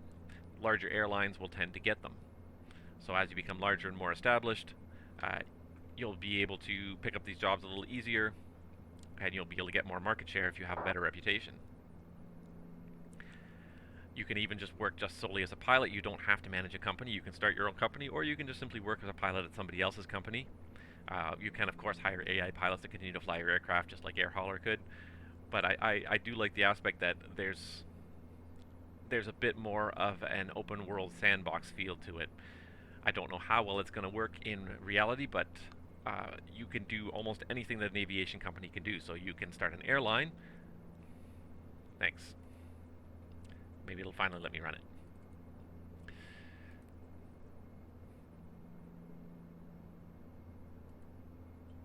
There we go. And of course, because everything's changed, I get the security alerts. Alright, but one thing I'll say about this is it's got a very slick interface to start with. So it knows I'm flying right now. It's already connected to FSUIPC. I can find jobs in various ways, so I can look around where I am and find my jobs. I can outsource jobs. I will have to buy airplanes or rent airplanes. So, for example, buy rent aircraft. And I have not even really done this. I'll be honest. I just loaded it the other day. So, for example, aircraft model detected in my sim. I'm currently flying the Dash 8. It's got a max price of 8.7 million, which is pretty cheap for a Dash 8, actually. I guess maybe that could be euros or pounds or something. Single engine piston land. Let's see if it has aircraft types that see if it finds what's in my sim. It doesn't necessarily find everything that's in your sim. But it's definitely got a few things here. It's got my P3D Bonanza, Mooney, and I could search around my airport. So I've got to find aircraft to rent or buy. But it's a very slick interface. And it's fairly quick for being an online system. It's fairly quick, so you can buy various aircraft from other users or from the market. So you can put your own aircraft up for sale at the end of the day. It shows you the condition of the engines, the aircraft itself, the price to rent or sell, minimum rental prices per day. Again, this persists like air hauler in like a day-by-day basis. I'm just going to continue to scan to make sure I'm not missing anything here in the sim. So you can buy your aircraft. I'm just picking one at random here and check the details on it. You can either buy it or rent it. It gives you estimates of how much it's going to cost you. There's very much a cash tycoon aspect to this, more so I think than air hauler. Even you could become an aircraft dealer. You don't even have to fly the airplanes. You could literally become an aircraft dealer, buying and selling airplanes on this network. You could run an FBO, so you could just simply purchase an FBO at an airport. Yeah, query database. You could buy an FBO at an airport, or you could put up your own, buy fuel, buy fuel in bulk, so pick the price to sell it at, offer different services, and other users would have to purchase your services potentially. So it seems like more than air hauler, this is not focused on a single career path, but you have multiple different ways of potentially making money in this world. You have aircraft, FBOs. There's even a skills tree. So obviously, a lot like the other ones, as your company progresses and grows, you'll be able to do things like start your FBOs, get a license to transport passengers instead of just cargo. Eventually, you can work up to medical jobs, dangerous jobs, hiring agreement. You can get different, better transportation, better fuel use, better prices. So there's a various skills tree too that you can, as your company progresses, you can decide what your company is going to specialize in. So a lot of potential here. It's in an open beta right now. It hasn't been fully released. I don't know what the monthly or annual subscription rate is going to be. There obviously will have to be one because there's a huge online component. Again, to me, it comes back to as well, what else is going to be injected in the sim though? If I have other people working my company, am I going to see my airplanes at the airport? I think the first companies that really start to do those kind of things, where they inject extra aircraft into the sim to represent your company, I think those are going to be some of the big winners in this future of the persistent online world. So it's not just about online networks, but it's about like persistent online worlds where money matters, where getting cargo to its destination on time matters in this world, whether you fly it yourself, whether you manage it. And that's one thing about the OnAir, is you do not even have to have a simulator installed. There is a app. There's apps for iOS and for Android that will allow you to manage your company anywhere you have your phone with you. And you don't have to have a sim. You can literally just start a company, hire virtual pilots. If I can find employees. I can't hire employees because I haven't got the skills tree yet, so I have to at least come up with a hiring agreement. So I can't even hire anybody yet. But when I can, then I can hire other people to fly my airplanes around and deliver things for me. So there's a lot of different flexibility in how this runs. And like I said, like, you could literally just be a manager. So that's one thing they're trying to sell this as, is also, not only does this give you a reason to fly your sim, but it's also a tycoon game in a way. See who can make the biggest airline, and you don't even have to have airplanes in your sim. You can either start up FBOs, or you can just simply hire other pilots to fly your airplane. You don't even have to run a sim, and you can make money in this. So that, I think, is going to have some really neat aspects. I am curious to give this a try. Apparently in a couple days it's going to go into full release. I believe November 2nd. It's going to go into full release, and we'll see how much they're going to charge for it and whether it's worthwhile. One other neat aspect of it that I do like as well is that if you don't want to partake in the company owning tycoon aspect, I think the service is going to be free, so that you can invite your friends if they don't have a lot of money, or they don't want to shell out the money to become a member of the service.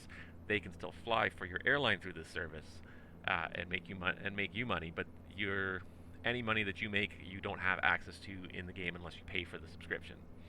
But you can work for your buddy's airline and keep your buddy's airline afloat.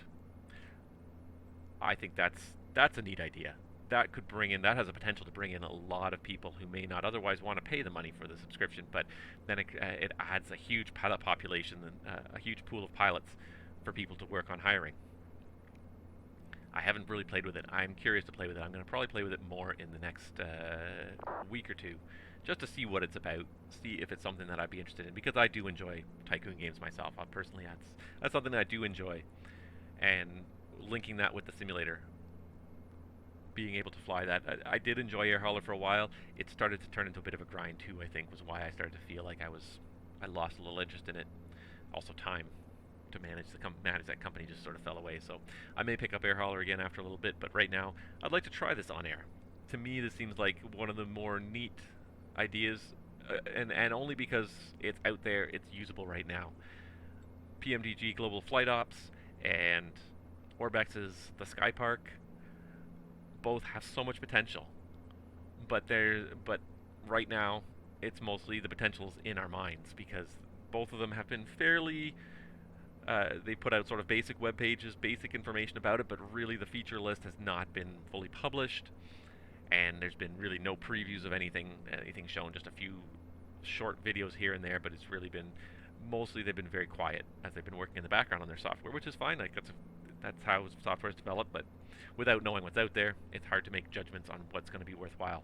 I think each of these different systems, we're entering into this kind of fragmented market for these persistent online worlds right now. Each of these systems is going to have a different niche to fill, I think. And that's why I think multiples of them might survive, depending on how well they work hand in hand with each other. As long as they're fairly light on your computer, so they don't take away too much from your simming experience, and aren't too restrictive where they prevent you from using your other software that you may already have running. I think that a lot of them have potential. I'm very curious to see where these take us and where these go. I think this is a bit of the future, though, is a lot more online, persistent universe, persistent object, persistent airplane worlds, and I like that. I've been flying persistent airplanes in my sim now for probably about a year now, and ProjectFly eventually helped me keep track of that. I used to just have a sheet of paper, but wherever I parked an airplane, that was where it was. I would hit save, and that was the next time I wanted to fly that airplane, I had to pick it up at that location. It adds a bit of a challenge. The airplane's not always where you want it. Sometimes if you know there's an event coming up, you need to ferry the airplane where it needs to be, and that added a neat challenge to me. That's one nice thing about ProjectFly I never did mention, is they do have a little contract section, and this is one of the few sort of interactive online parts of ProjectFly. If I can pull it up here. I don't know where. There it is. They do have the contract section. No, not there. There. Where you can post flights for other people to do in airplanes that are in your fleet, or you can pick up. So these are the available contracts. These people want us to fly various airplanes between various airports. Or you can put your own contracts out there. If you want someone to fly an airplane for you. So my contract's open for bid. I had a few open for bid.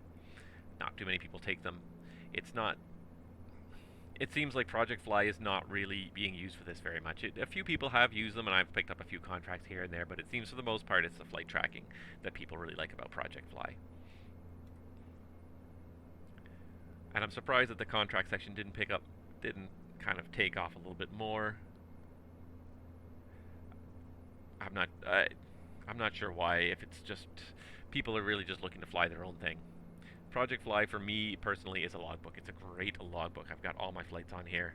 One of the neatest things I like about ProjectFly here is if I hit my profile,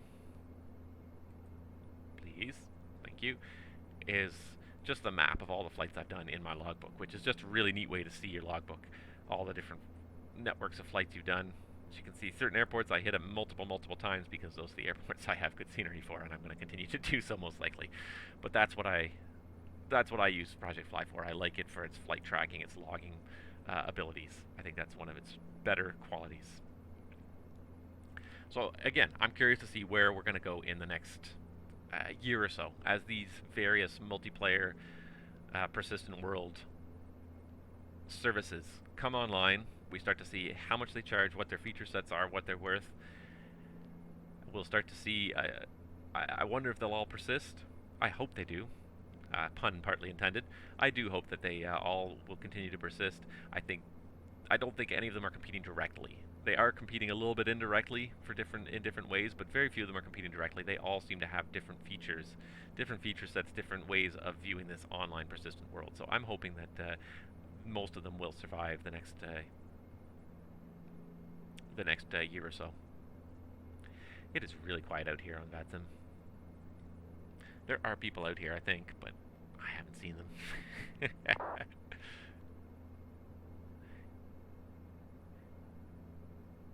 Well, we're at least halfway there anyways. There is actually someone else. There's a Frontier, I think that's a Frontier flight inbound to Myrtle Beach that actually is going to arrive around the same time as us. We may actually have some traffic. Intriguing. But otherwise it's been very quiet. There's no ATC to speak of.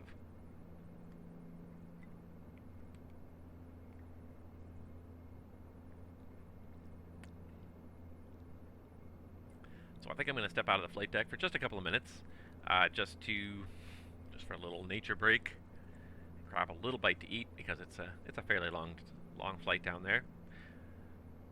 But I will be monitoring the chat. If anyone wants to chat, just feel free to text something, and I will be back down in a couple minutes. Otherwise, I'll be back in about 15 minutes or so, just in time to probably start getting ready for our arrival into Myrtle Beach. So that'll probably be about 5 after the hour.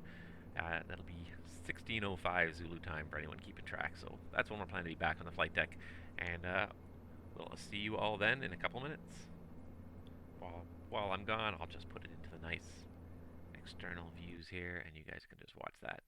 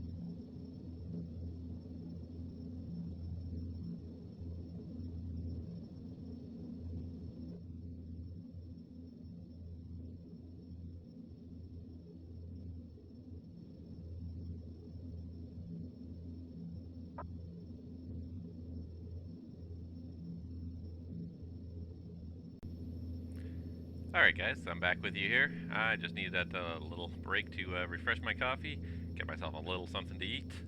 But we're back again, ready to start thinking about our descent into Myrtle Beach. So we're going to be there in, let's see here. Let's pull up that FMS here.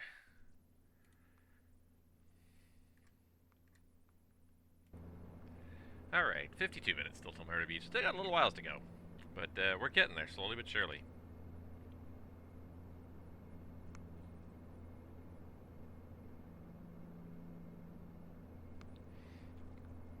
So we will start thinking about setting up for our arrival into Myrtle Beach here. What are we looking at here? Let's pull up some weather on good old VATSIM here. It's pretty straightforward. There's two runways, so it's probably going to be pretty obvious one or the other. 180 at 14. Overcast 2,700 feet, so you're not going to see much till we get down towards the ground. You did see a little bit of stuff out there. I think we flew past it now. We had a little bit of an opening in the clouds there. You saw a little bit of the Adirondacks there. A little bit of. But a very persistent cloud deck today, unfortunately.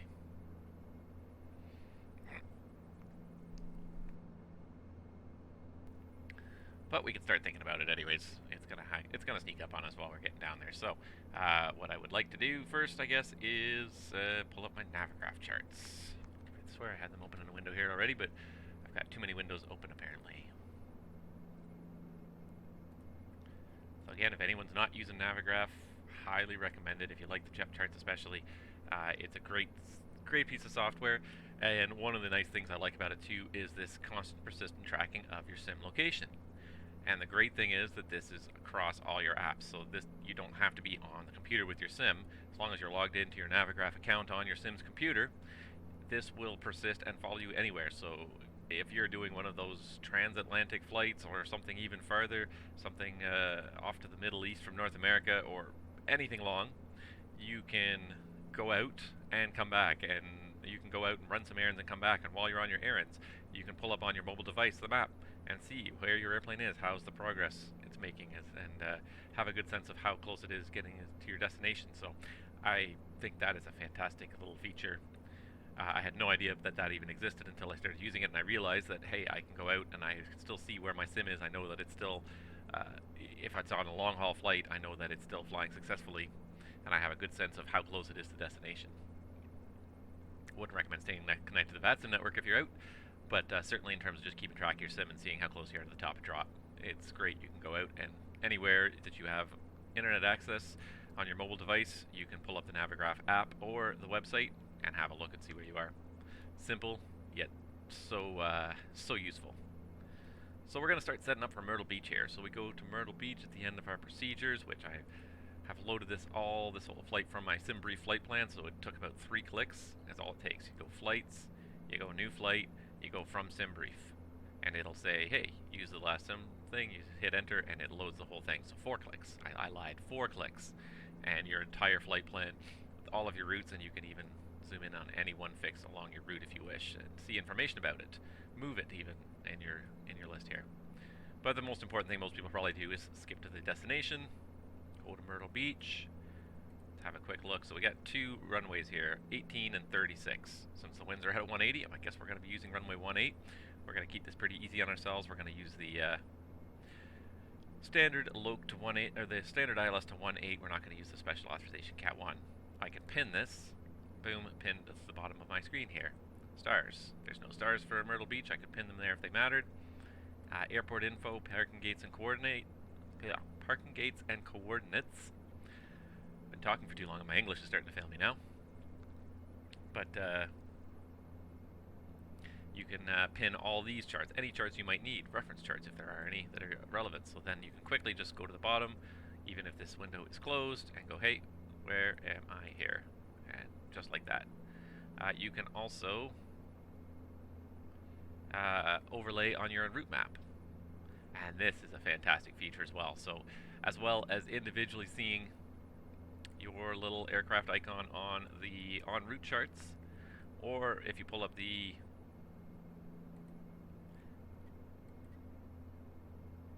remove the overlay chart, And we go back to it here. And even on this chart, once you start to fly onto the plan view of this chart, you'll see your little icon on here. But to give you even better situational awareness, you can overlay it on your route map and see where it all is relevant relative to the route map. Mostly for approaches, it's not usually a huge deal, but especially when you're starting to fly a complex star, you can start to see where the star starts and how much of the flight it occupies. So to think of one that's busy, Dallas-Fort Worth has some absolutely crazy stars that go on for 100 miles. So we'll just select one here, the Bridge 3 arrival, but then we can go ahead and layer this on the map, and you can see on the map how the star fits into the whole pattern of airspace around Dallas, and you'll see yourself fly onto this chart using the overlay. Super neat feature. Love it. Alright, totally relevant to our current flight though. Alright, Myrtle Beach. Aircraft is outside the chart bounds, that's fine. Myrtle Beach, South Carolina, ILS or Loc 18. We're definitely going to be doing this chart here, so I'm just going to shrink this down a little bit here. Actually, what I'm probably going to do now is I'm going to push it over to my other window just so I can see, keep it in view while I start setting up here.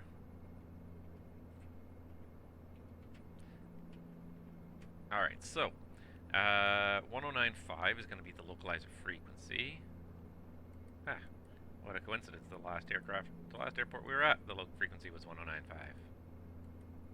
Easy peasy. That does include a DME.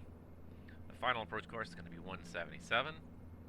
So we're going to go ahead and put that in here. We're just going to go hit the format button. 1, 2, 3. Boom. 177 is going to be our inbound course. There it is. 1, 2, 3. There it is. Alright, we can do the same thing on the FO side, but we'll do the easier way because he's not flying. We'll just change his nav source temporarily. Course 177 inbound for the ILS.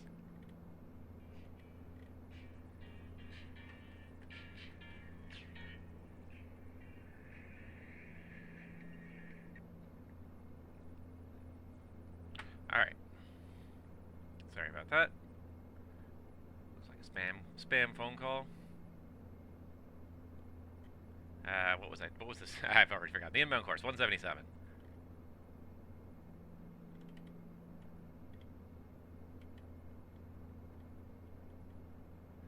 Something like 50% of all phone calls in North America now are spam, which is just sad. It used to be a system that you actually, if someone thought it was important enough to call you, you would answer. But now everyone screens their calls because half of all the phone calls are spam. Alright, just a sad world we live in sometimes. The ILS DA is 223, so I'm going to set 230 for my DA here. Oh. No, don't do that. Alright, let's come down here just so we can see it a little better.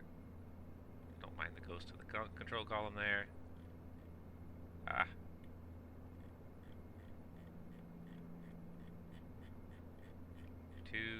230 is what we're looking for.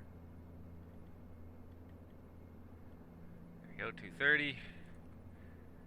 And there we go, that's about it. We just need to pop the arrival into here. So flight plan menu, arrive. We're going to plan 18 in Myrtle Beach. The star is, there is no star. We're just going to go ahead and select the approach, which is going to be the ILS 18. And I'm not going to put in CRE. Let's see what it looks like, because CRE is kind of irrelevant to me. Alright, no, because, yeah, that's perfect, because UX-step is the straight-in fix, so we just want to put another UX-step just above the approach label here. So we sandwich the approach label. And what I am going to do here, because our clearance after I believe that's Fayetteville, is just directly to Myrtle Beach. So for now, I'm going to put in another Myrtle Beach. So it's going to go Fayetteville to Myrtle Beach, and then it's going to have the approach procedure after that. We can go direct at any point. It's now programmed in, but especially if ATC steps online. There we go. So the approach is already programmed in, but at least we're going to fly our clearance until we get vectored over towards the ILS self-vector, or maybe we'll give ourselves direct to that first fix since it's going to be pretty much straight in. Alright, one more thing I want to set up in here while we're looking at the FMS is VNAV. do is we're going to do it off of, for now, the Myrtle Beach destination that we're going to hit. And we're going to say, usually a good planning point is 30 miles back at 10,000 feet. And then we'll go minus 1,800. So normal descent rate, 3.21, still 25 minutes till our top of descent here. Okay, so we still got a little ways to go, but we're getting there. At least we lost a lot of our headwind too. It's 54 knots, but it's not even taking that much off of us now. We're at 317. It's pretty good. Still have the ice protection all on. We can probably take that off now. We've been in clear skies for a while. Just leave the pitot and pitot-static heats on. There we go. We're getting down there slowly but surely. Be nice if I saw some airplanes, persistent airplanes in this world. The only other thing I have left to do is I have to put in some landing numbers. Where did I put my... There they are. Takeoff landing cards for the dash. Okay, so it says right now our gross weight is 60,000. It says we're going to land in Myrtle Beach at 58.9. So essentially 59. Probably going to add another 500 to that because we're going to not burn as much fuel in the descent. So I'm going to go ahead and use 60,000 pound numbers. Probably a little excessive, but better to err on the high side with takeoff and landing numbers. Go a little bit faster and know you're not going to stall. It's definitely safer to err slightly on the high side in terms of estimating weights. So 60,000 pound, it's a long runway in Myrtle Beach, I believe. It's 8,000, maybe 10,000 feet. For some reason I can't seem to pull it up. I don't know why. There it is, 9,500 feet, yeah. It's a long runway. So we're going to just do a flat 15 landing. So it's going to be 124 and 114. This is really quite early to be getting ready, really, but frankly, I just don't want to get caught. I don't have much else to do. So we're going to do 124, 114, and then fry and climb for flat 15, 128, 151, which is probably pretty similar to what's said here. 128 becomes 130, and there's 151.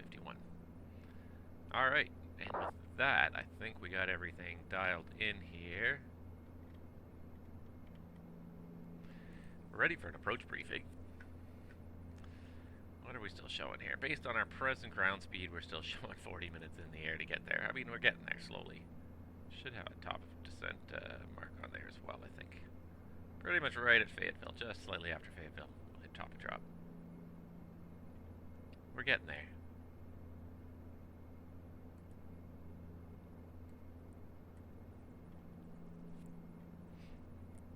Totally in the wrong part of the world, but there we are. So we're slowly getting through there. I think we're coming through. Looks like we're coming through North Carolina now. I believe, yeah, we're over North Carolina now. So only one more state to go. We are getting there. Once we get to, is that Raleigh-Durham right there? That is Raleigh-Durham, right? Yeah, which is our alternate. And then from there, it's going to be about 10 minutes. Start down, and then it's going to be busy after that. So yeah, we can do the approach briefing now, get it out of the way. All right, so we've got the speeds V or RF 124, V go 114, and V fry and climb 30 and 51. The arrival, there is no arrival today, so we're literally just doing the approach into Myrtle Beach, the ILS 18 11-1, 21st June 2018, 1095. We got it set both sides. Final approach course 177, we set both sides. The glide slope at Bevet 1600. Let's just verify the FMS has got the right number on there.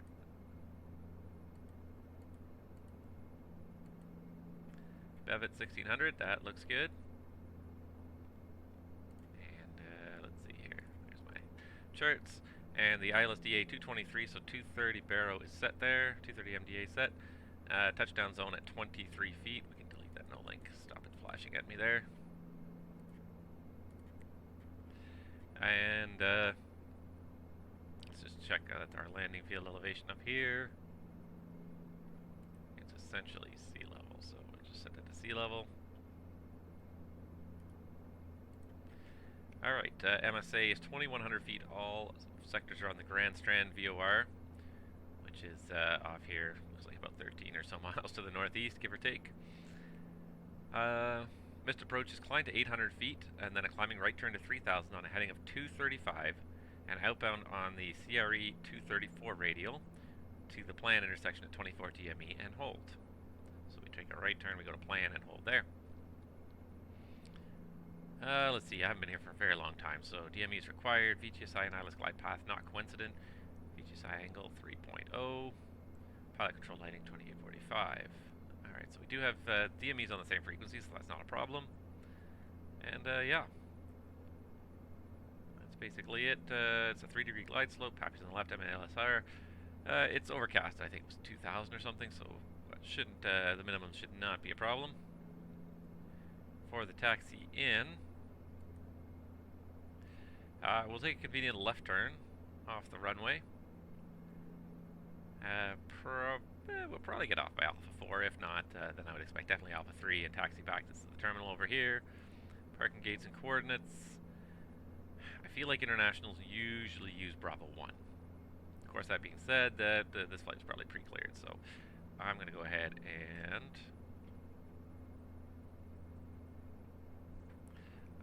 and just really quickly look it up on FlightAware and see if they have a gate. I feel like they probably won't, but it's definitely one of the best resources for trying to find information about gates for various flights. Gate Bravo 1, apparently. So it is Bravo 1 right there. Alright. That is basically it for that. The terrain 2100. Weather's acceptable. It's not great, but it's acceptable. 2,700 foot overcast, 10 miles. I mean, it's VFR. It's a little bit of an overcast ceiling, but we'll break out probably shortly after we start the approach. And that's really all I've got. NOTAMs. I didn't really look at the NOTAMs for Myrtle, so let's just check it out. We got time. Nothing but time. Destination airport. Alpha between Alpha 1 and the terminal closed. Where's Alpha 1? Oh. So between Alpha 1 and the terminal is closed. Alpha 1, Alpha 2, Alpha 3 closed. Alpha 1, Alpha 2, Alpha 3 closed. So, I guess we gotta try and make Alpha 4, or we're gonna have to backtrack.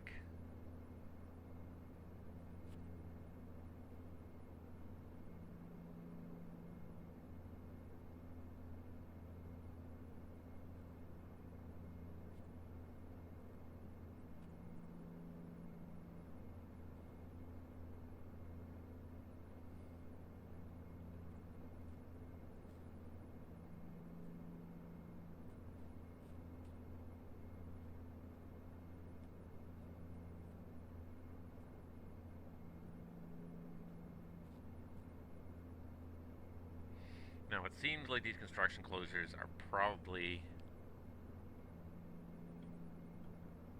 the overnight closures. We'll plan to make a left turn on Alpha 4 anyways.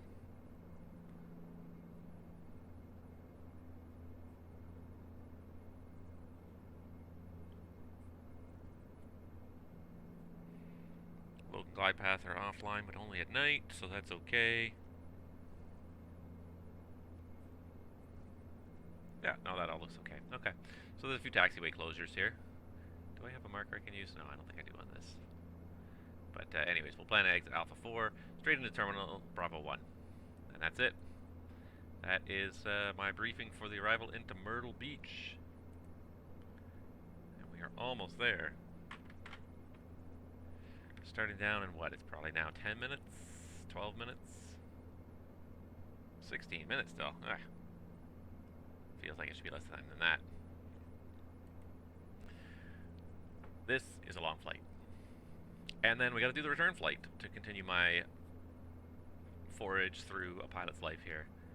My next flight after this one is to go right back to Toronto from Myrtle Beach. That's a long flight. It is what it is. We'll do it. We're not gonna do it today. We're definitely not gonna do it today. Maybe we'll do it tomorrow, but there's a good chance we're gonna have to put it off till next week. We'll see what we have time for. but I feel like it's going to be probably put off till next week.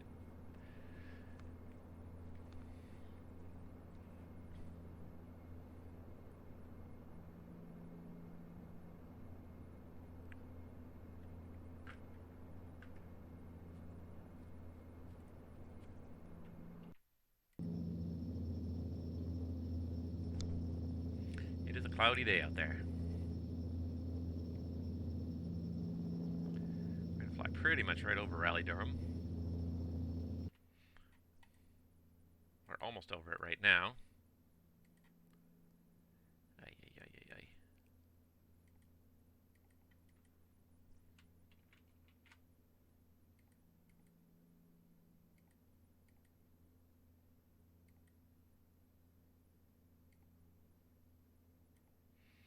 How do I make this thing go on? I cannot seem to make the audio. There it is, finally. Can never figure out what that is, what that glitch is between Majestic and Chaseplane. They just don't like each other. Usually you click something right away, it comes back, so that's the longest I've had that silent pause for. This is still 150 miles to go to our destination. We're getting close, though. All those lucky people going out onto the beach there in Myrtle Beach, or golfing, or going out there and having fun. And as a pilot, you just turn around and come right back. Looking at the schedule here, I was just looking at it in a pilot's life right here. So the scheduled flight down is 13:05. You get in at 15:30, and then I guarantee you the same crew turns around right away. 16:10, 40 minutes later, back in the airplane for another 3 hours, 2.5 hours, back to Toronto. They get it 2:25. This flight today is going to be very hard pressed to meet that one. Do I have?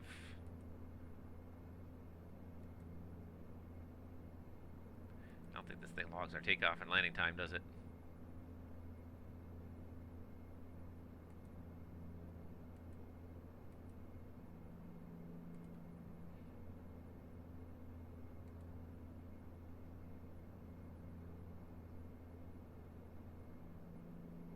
Does.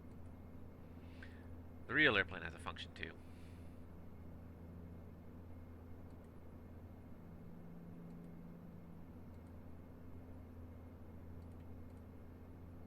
Maybe on the fuel pages. Takeoff. 14:48. Is that right? Time now 16:24. Yeah, 14:48. By the time we land, it's gonna have been. Yeah, this is gonna have been overblocked. It's blocked to 2:25. By the time we actually land, taxi to the gate, it's going to be a very short taxi in, but still.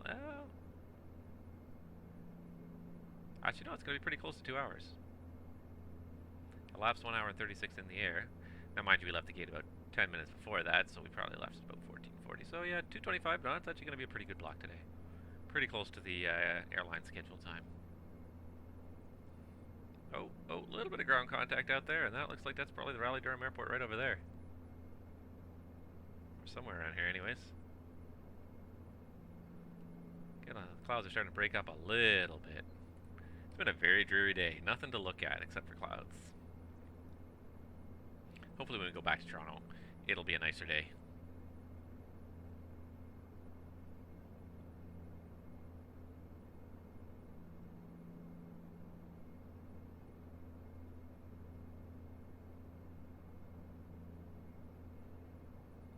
Alright, quick little check of VATSIM here. Let's see how that other traffic to Myrtle Beach is progressing, because I think they were going to get there at a time not that different from us. They got there. Actually, they're going to be there in about 10 minutes. I guess they were flying at 320 instead of a Dash 8, so they kind of got a little better speed than us. We're doing the best we can with this airplane.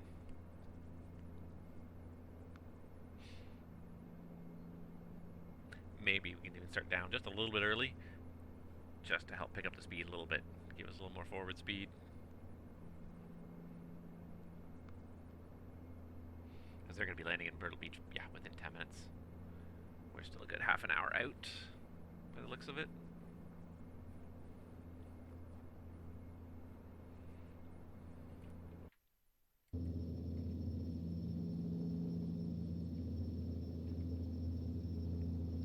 airport at all below us there?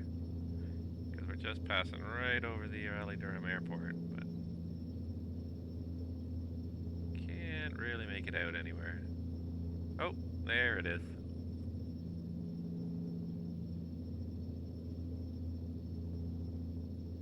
Somewhere near the airport there is a theme park. I flew over it once and I was going to look it up. I don't know what theme park it is. But there it is. It's Latin VFR's Raleigh-Durham. It's a very nice model, I gotta say. I like it. It's good. No, I'm thinking Charlotte. Charlotte's where there's a... I confuse Raleigh-Durham and Charlotte a lot. Charlotte is where there's a theme park on the approach from the south.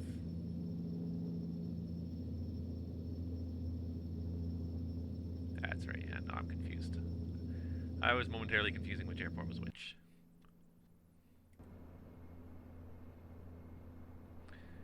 Alright, how long have we got to top and drop now? Because we'll start down a little bit early to pick up the speed a little bit early in the descent here. We're looking at about 10 minutes, so maybe 4 or 5 minutes before we're actually supposed to start down. We'll start down just a little early and just ride the red line all the way down, see if we can get there a little bit faster.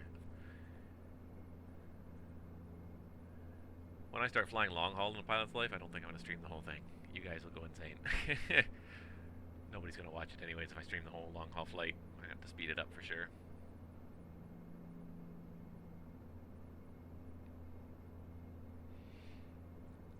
Even a 2.5 hour flight. It's a pretty long flight for a stream.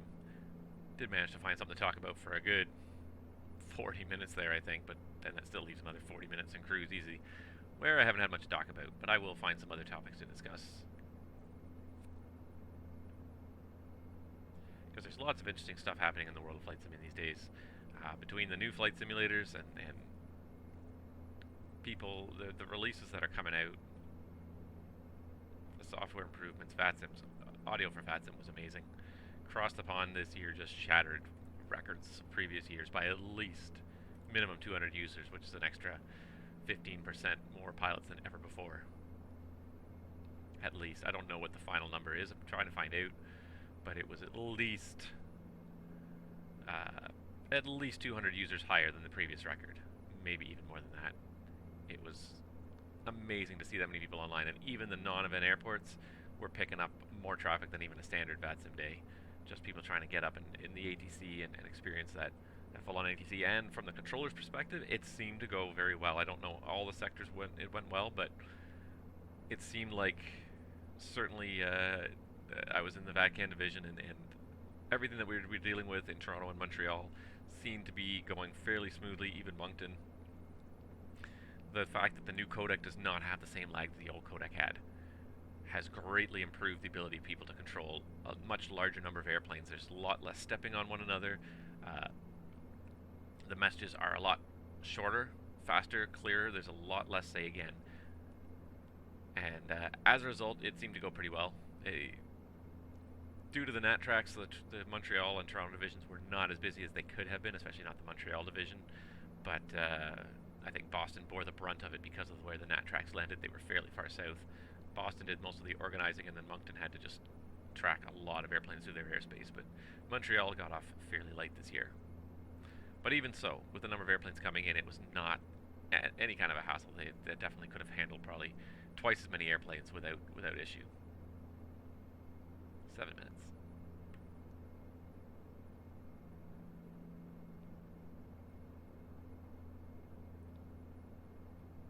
Hopefully the scenery Myrtle Beach looks okay. I did pick up some freeware scenery. There is no payware scenery for Myrtle Beach, so I found some freeware scenery. It should be hopefully some minor improvement on the default scenery. Only coming here once in my schedule so far anyways. We'll see what happens when I generate my next schedule. I'm curious. You know, it's only 10 legs. These two in the middle, the Myrtle Beach turn, the long legs, so they're going to take a while to fly. Some of these other ones I would like to try and fly some shorter days, maybe in the evenings when there's ATC online. And then when we get to the end of this, it'll be curious to see what the next schedule looks like. I may even consider trying the Calgary base and see how the flights go from there. So if we skip down to my airline here, UVW, there it is, WestJet Encore. Show me the details. I still want to right-click on everything. They should also make right-clicks work. So my first base here was Toronto. And I kind of, I did quite a few of the flights from Toronto, but I mean, there's also Quebec, Fredericton, Moncton, Halifax, Boston, London, Sault Ste. Marie, Thunder Bay, and Winnipeg. Those are ones that I did not get a chance to do. But if I do Calgary base, I'm going to do a very different selection. We've got Portland, Vancouver, Kelowna, Victoria, Nanaimo,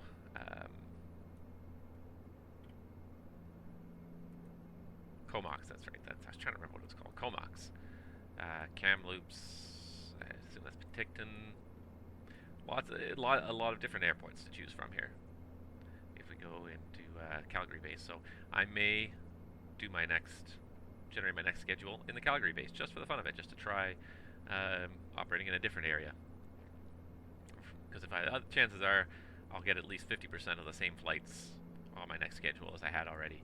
I'll probably get a couple of Ottawas and Montreals in there, so I'd like to see something different. So I probably will choose the other base.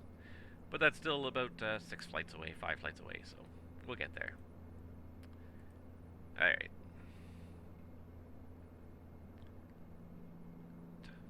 5 minutes, 4 minutes. Alright, so let's go ahead and let's set ourselves a descent here. Let's do 10,000 initially anyways. 10,000 VS. We'll just start down minus 1,000. But this will pick up the speed just a little bit more in the descent so we can be closer to the red line.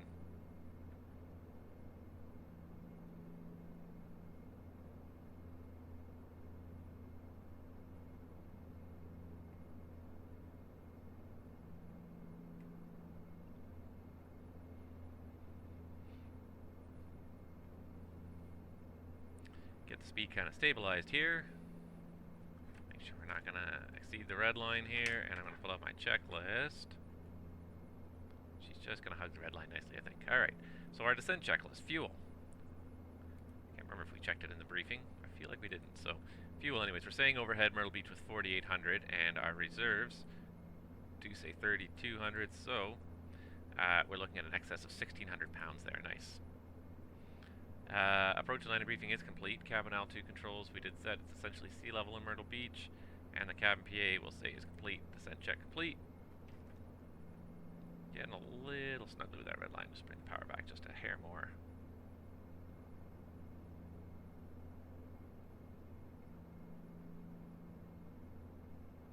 Alright, I can see that aircraft there on text Unicom. I think it just reported established on the ILS-18, so we still got another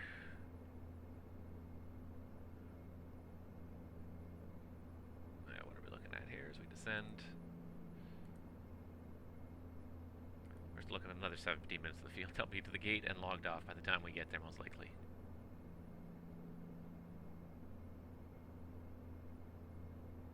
Well, hopefully the way back will be a little bit shorter. Hopefully we'll catch a tailwind instead of the headwind.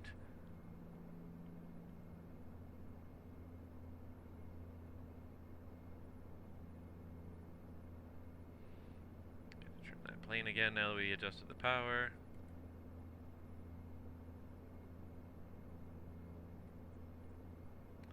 And once we get close to 10,000 feet, I think we'll go straight direct the first fix on the approach there. Still hoping for some ATC to come online, but I'm not feeling it. I don't even know what center we're in here, to be honest. Are we with Jacksonville or is this Atlanta? Looks like Myrtle Beach. Looks like we're in Washington Center still right now. But somewhere in the next 20, 30 miles or something, we're going to cross to Jacksonville. Either way, I don't see them coming online anytime soon.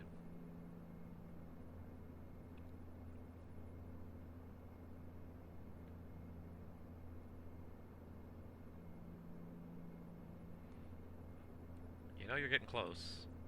Or you can start zooming in the map more frequently. Alright, we only got 80 miles to go now. One other thing about a pilot's life that I'm happy to announce, because today is Thanksgiving, it's the last day of the month. As far as I understand it, tomorrow is payday.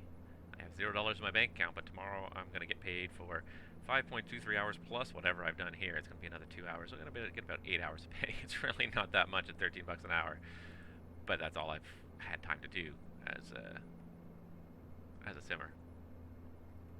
In the real world, 8 hours of credit, that'd be like 2 days worth of flying.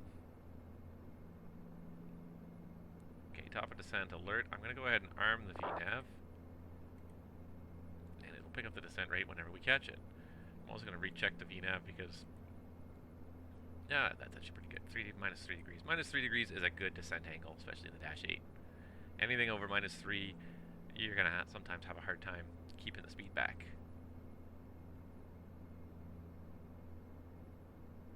Alright, runway 18 vacated in Myrtle Beach. Excellent.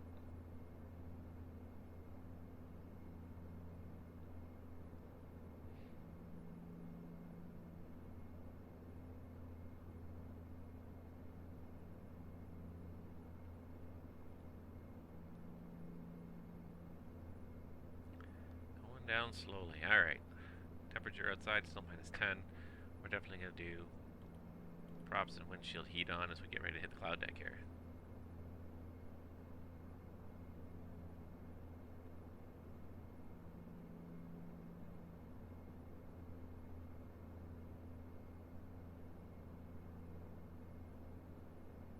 See a little bit of ground contact over there. Still a pretty solid deck for the most part. And we're probably going to need to bring the speed back as we dive into it.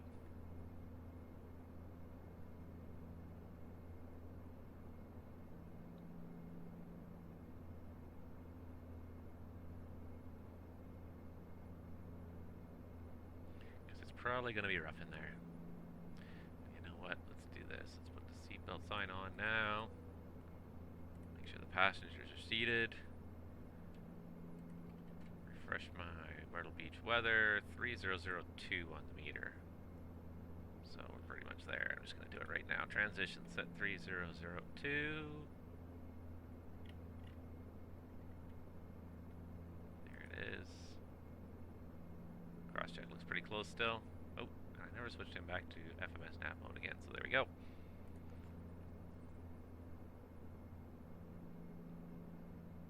Slowly catching the VNav path, but it keeps running away from us because we're also going down too. We will catch it eventually.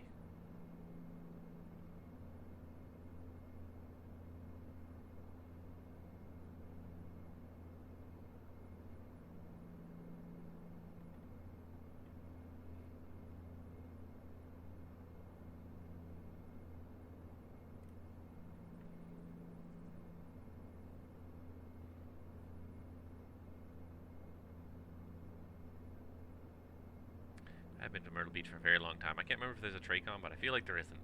I feel like it's just Jacksonville Center and then they hand you to the tower.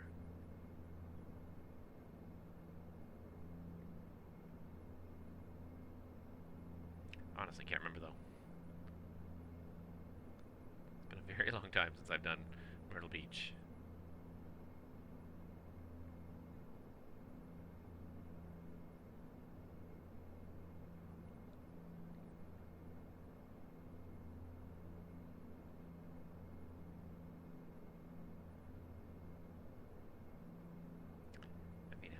Any second now, and then it's going to really go slamming down.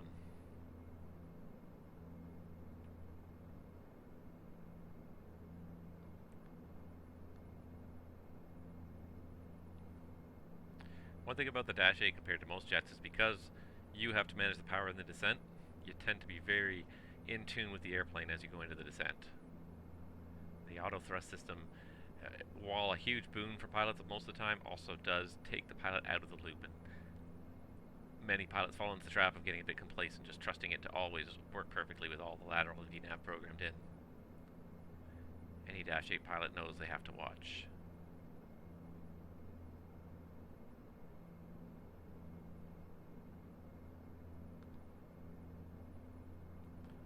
It's our vertical deviation right now.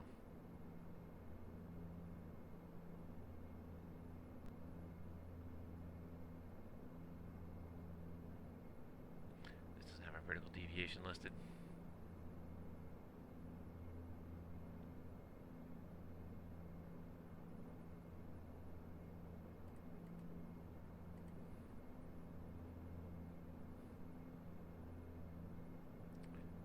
Once we get down a little bit lower, it's -2, we're probably going to pick up too much ice at least.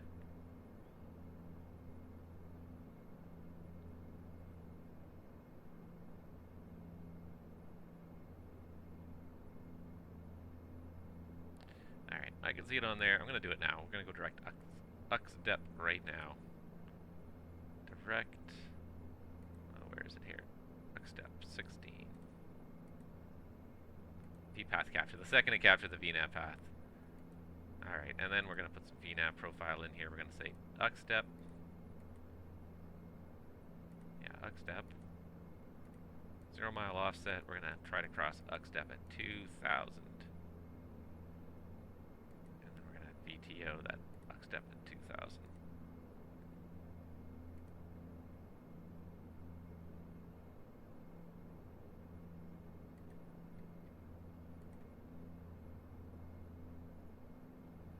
Now, it's got us going down at about 2,100 feet per minute. And I'm going to set 2,100 now. We're going to be in that 25 mile safe in no time here. Go. There's VNAV path.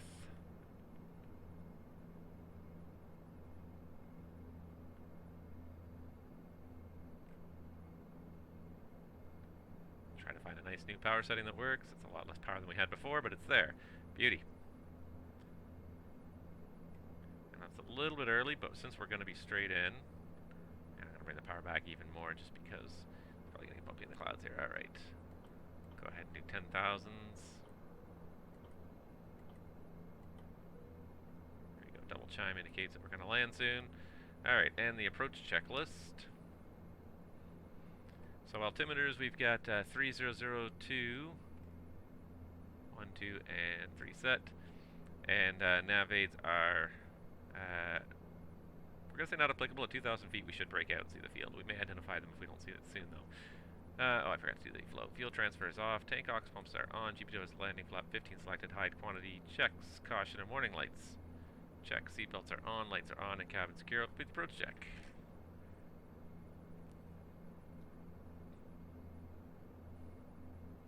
We should probably identify the ILS today just because it's going to be a little bit challenging for us to get down. Start slowing it up for the 250 here. So let's do that. Let's do, alright, so the ILS.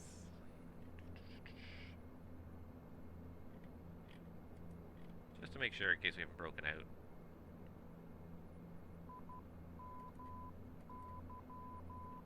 Alright.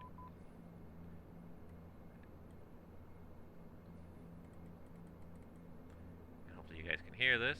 I think you should be able to hear this.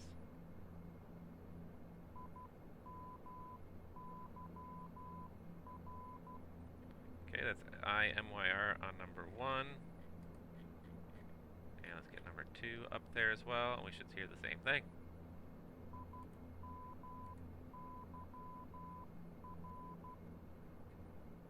Alright, that's good. Nav aids are identified.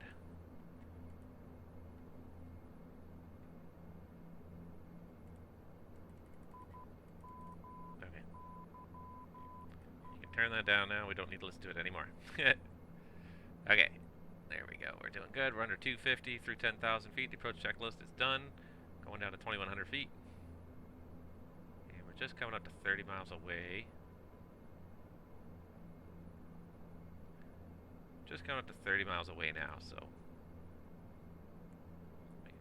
Call. Myrtle Beach traffic. Encore 3654 is about 25 miles to the north through 8,700, planning an ILS runway 18. Okay, just bring it right to idle there. I don't think it's all the way down because I still hear it very slightly in the background there. There, now I think it's all the way down.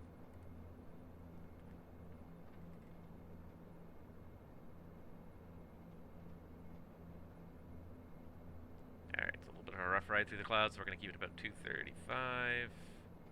Trim away. Yeah, stop doing that. I thought I shut this thing down. Okay, fine. You know what? I'm gonna shut you down right now because I don't need you running. Anyways.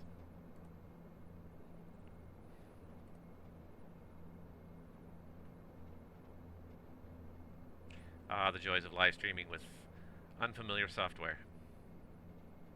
And all the little things it brings.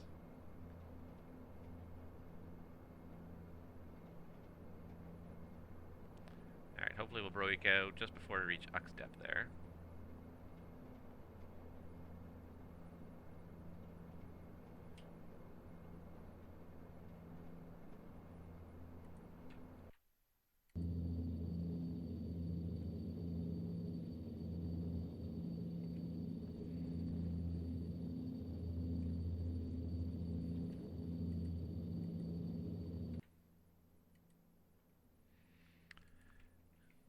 Oh, look, we can see things. That's good.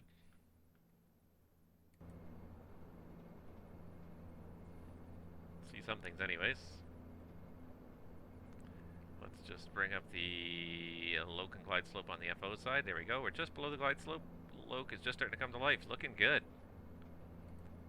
We'll just get a couple miles closer. 5 miles closer, and then we'll switch to Loc mode here. We are going to need to get this puppy slowed down, though.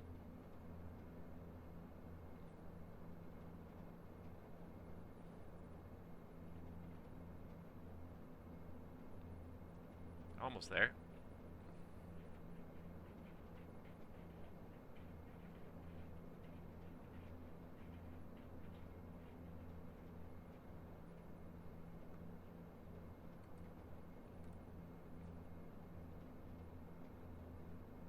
One thing we can do while we're just waiting very quickly is hopefully we can find a gate to park at. Gate Bravo 1 is our target.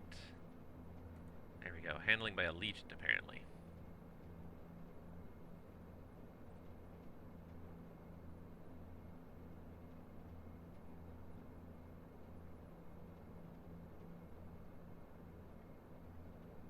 Alright, so we're going to switch to heading mode here. We're going to go ahead and switch to the Loc glide slope over here. And Loc glide slope are armed right now.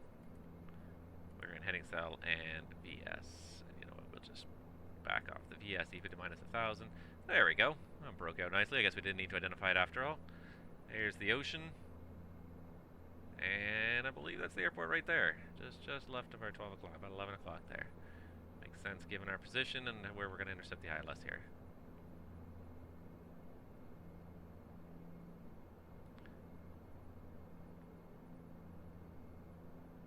Looks like there's another airport right over there. Kind of catch your eye in the sim. In America, there's airports everywhere. When you start looking around, literally almost everybody has an airport in their backyard. I'm curious to know how many airports there are per capita in America, because if you count like all the little airstrips people have, but even decent-sized airstrips just at small towns, there are thousands upon thousands of airports in America. You can't spit without hitting an airport in America. That's 31 descending 21. Gaining a little extra speed. We'll just back off on the descent rate a little bit here. Loc's coming in nicely.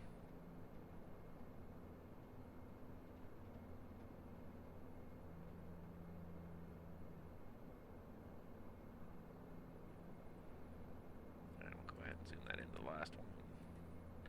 So there's a couple of marks you try to hit every time you're doing an approach. There we are. Loc is locked in now. Actually, I didn't even notice it locked in there. There's 177. And then generally the two marks you try to hit are about 10 and 5 miles final in the Dash 8. At 10 miles you want to do the first sequence of events to prepare for landing, which is usually the first stage. The hide pump's the first stage of flaps and a cap PA. And then at 5 miles you tend to do the final configuration. So there's 10 miles back. So let's go ahead, hide pumps on. Flap 5. And the FAA notification, cabin crew please proceed for landing. And so we're locked on the Loc glide slope is coming to life. I believe it's 3,000 for the mist. It is 3,000 for the mist. Looking good out there. Runway's right there, airport's right there at our 12 o'clock. Here are some of the golf courses that Myrtle Beach is famous for. All green.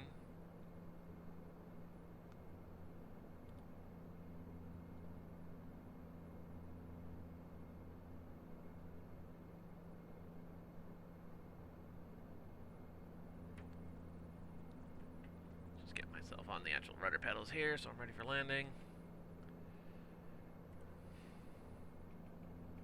That's what I meant to do. That's what I meant to do.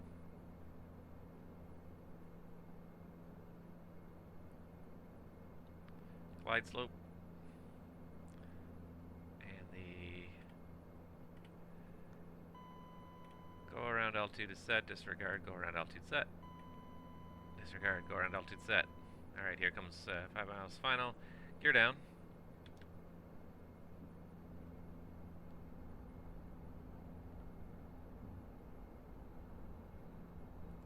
Alright, flap 10. And there's a speed flap 15. Reduced NP, condition levers max. And the landing check. So landing check. Height pumps are on, landing gear is down, 3 green. Flap is 15 set and indicated, and condition levers are max. No steer. Sorry. Ice protection is just say standard. Bleed air is min. We'll leave the windshield lead on just so it doesn't fog up on me accidentally. Bleed air is min and on, and the F notification PA. Landing check's complete. We'll say clear to land. Taxi light on. Myrtle Beach traffic. Encore 3654 is 4 mile final. Runway 18 full stop. Got a little low and slow while we're doing the checklist there. There's my co-pilot to call me on things here. I'm going to go ahead and pop this into the corner of the screen because it's just a little bit easier to see during precise maneuvering. If you've got the autopilot up there. Scenic Myrtle Beach. Okay, not too fast. Now we're getting a little fast there. Alright, stable. A little fast, but we're just coming onto the glide again, so it's going to just pull up a second to help us get down there. I'm going to go ahead and disengage the autopilot and hope I don't mess it up too badly from here. Just try and continue to fly the pink needles and it should work, in theory. We're a little bit fast. Take just a hair of power off. That's a little better. Probably pitched up just a little bit too far to compensate though. Alright. 500. The glide slope's not telling me anything useful anymore because for some reason if I start trimming manually it gets out of glide slope mode, so we're just going to go ahead and fly the Pappies. Pappy's a little red. Let's just compensate with that. There we go. But not too much.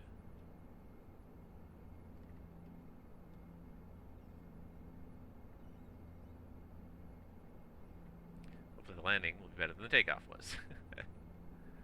Now I set myself up for failure for sure.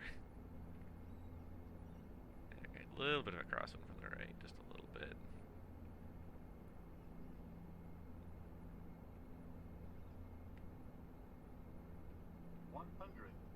Sink rate. 40, 30, 20, 10. It'd be nice to have D10 sometimes.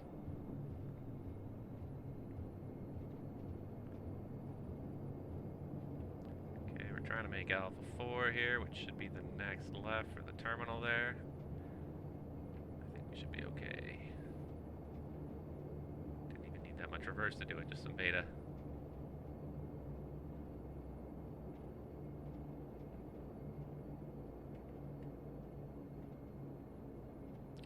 Alright, very good. That's going to be a super short taxi in here. It was a nice landing. It was better than the takeoff anyways. Takeoff was a little sketch.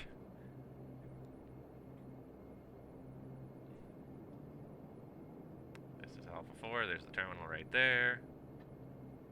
And if I switch to my airport view, you can even see me on Alpha 4 there. Especially big airports you're unfamiliar with, Navigraph is a fantastic software suite. Okay, after landing flow, we're gonna do really quick here. Alright, ding, ding, ding.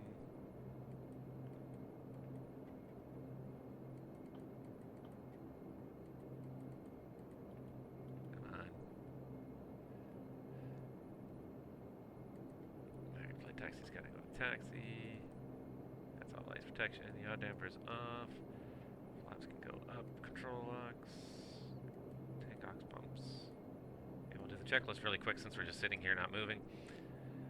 And after landing checklist radar is off. Transponder is, we can probably put to standby at this point. Standby. Flaps are 0, control locks are on, takeoff pumps are off, yaw dampers off, light taxi, anti-collision is red. All the lights are as required, ice protection is all off, main bus tie is tied. And the APU is staying off after landing checklist is complete. Myrtle Beach traffic, Encore 3654 is clear of runway 18 taxiing to the apron. That's it, we made it to Myrtle Beach. I think I see my marshalers there. I believe just to the left side of that bridge is Gate Bravo 1. We're just going to go straight into the terminal here. This doesn't totally match what's on my Navigraph chart here, I gotta say.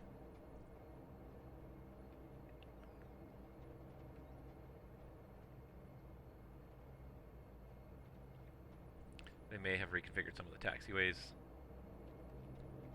I don't think the scenery is that old, but...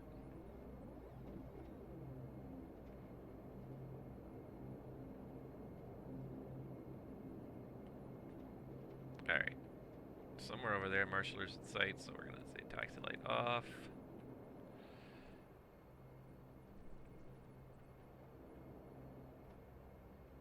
Oh, there he is. I got him.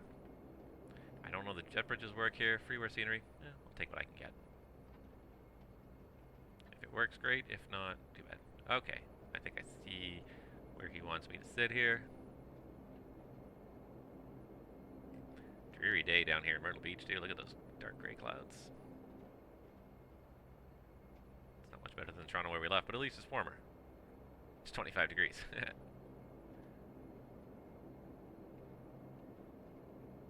Alright.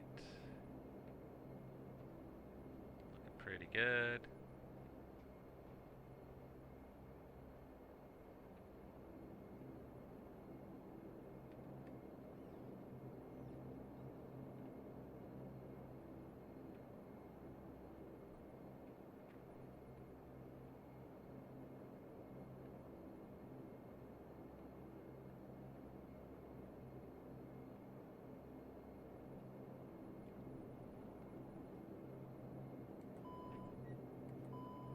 Alright.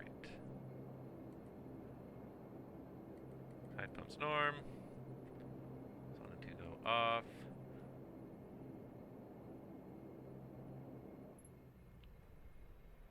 Start feather, start the timer. Call for the APU, or the GPU I should say. And then I do, oops, not that one. That one. That one, and shutdown checklist. Shutdown checklist says taxi light is off, transponder is standing by, emergency parking brake is on, power levers disc, condition lever start feather, no steering is off, seatbelts 1 and 2 are off. Sorry, seatbelts are off. Bleed air 1 and 2 is min and off. Hey, external power APU. This guy should have had the electrical page up for me. External power is on, condition levers 30 seconds, fuel off, lights are all as required, standby oxymain batteries off, battery master off, there they go, and emergency brake staying on, there we go, and voila, we are here. Welcome to Myrtle Beach, ladies and gentlemen. And we're going to just use stairs today. We're not going to use the jetway. I don't know if it works, but I think everyone has to go clear customs, so I think they have to get off on the stairs. And request deboarding, so we're going to go ahead and open the door.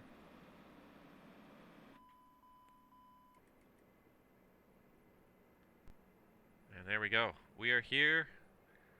Welcome to Myrtle Beach.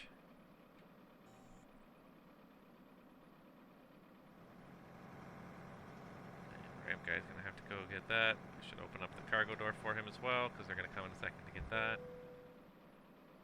Stairs operation completed. Now they should start coming to unload the bags, and away everybody goes. Alright, that's it. We're here. Hooray! Thank you guys. Thank you guys so much for watching. I hope you enjoyed it. That was a long slog. That is not a short flight in the Dash 8, but we're here, so we're gonna go ahead, go into Pilot's Life, and complete my current flight. We made it at long last. See where that puts me at. End flight. Give it a second to think about it. Flight completed.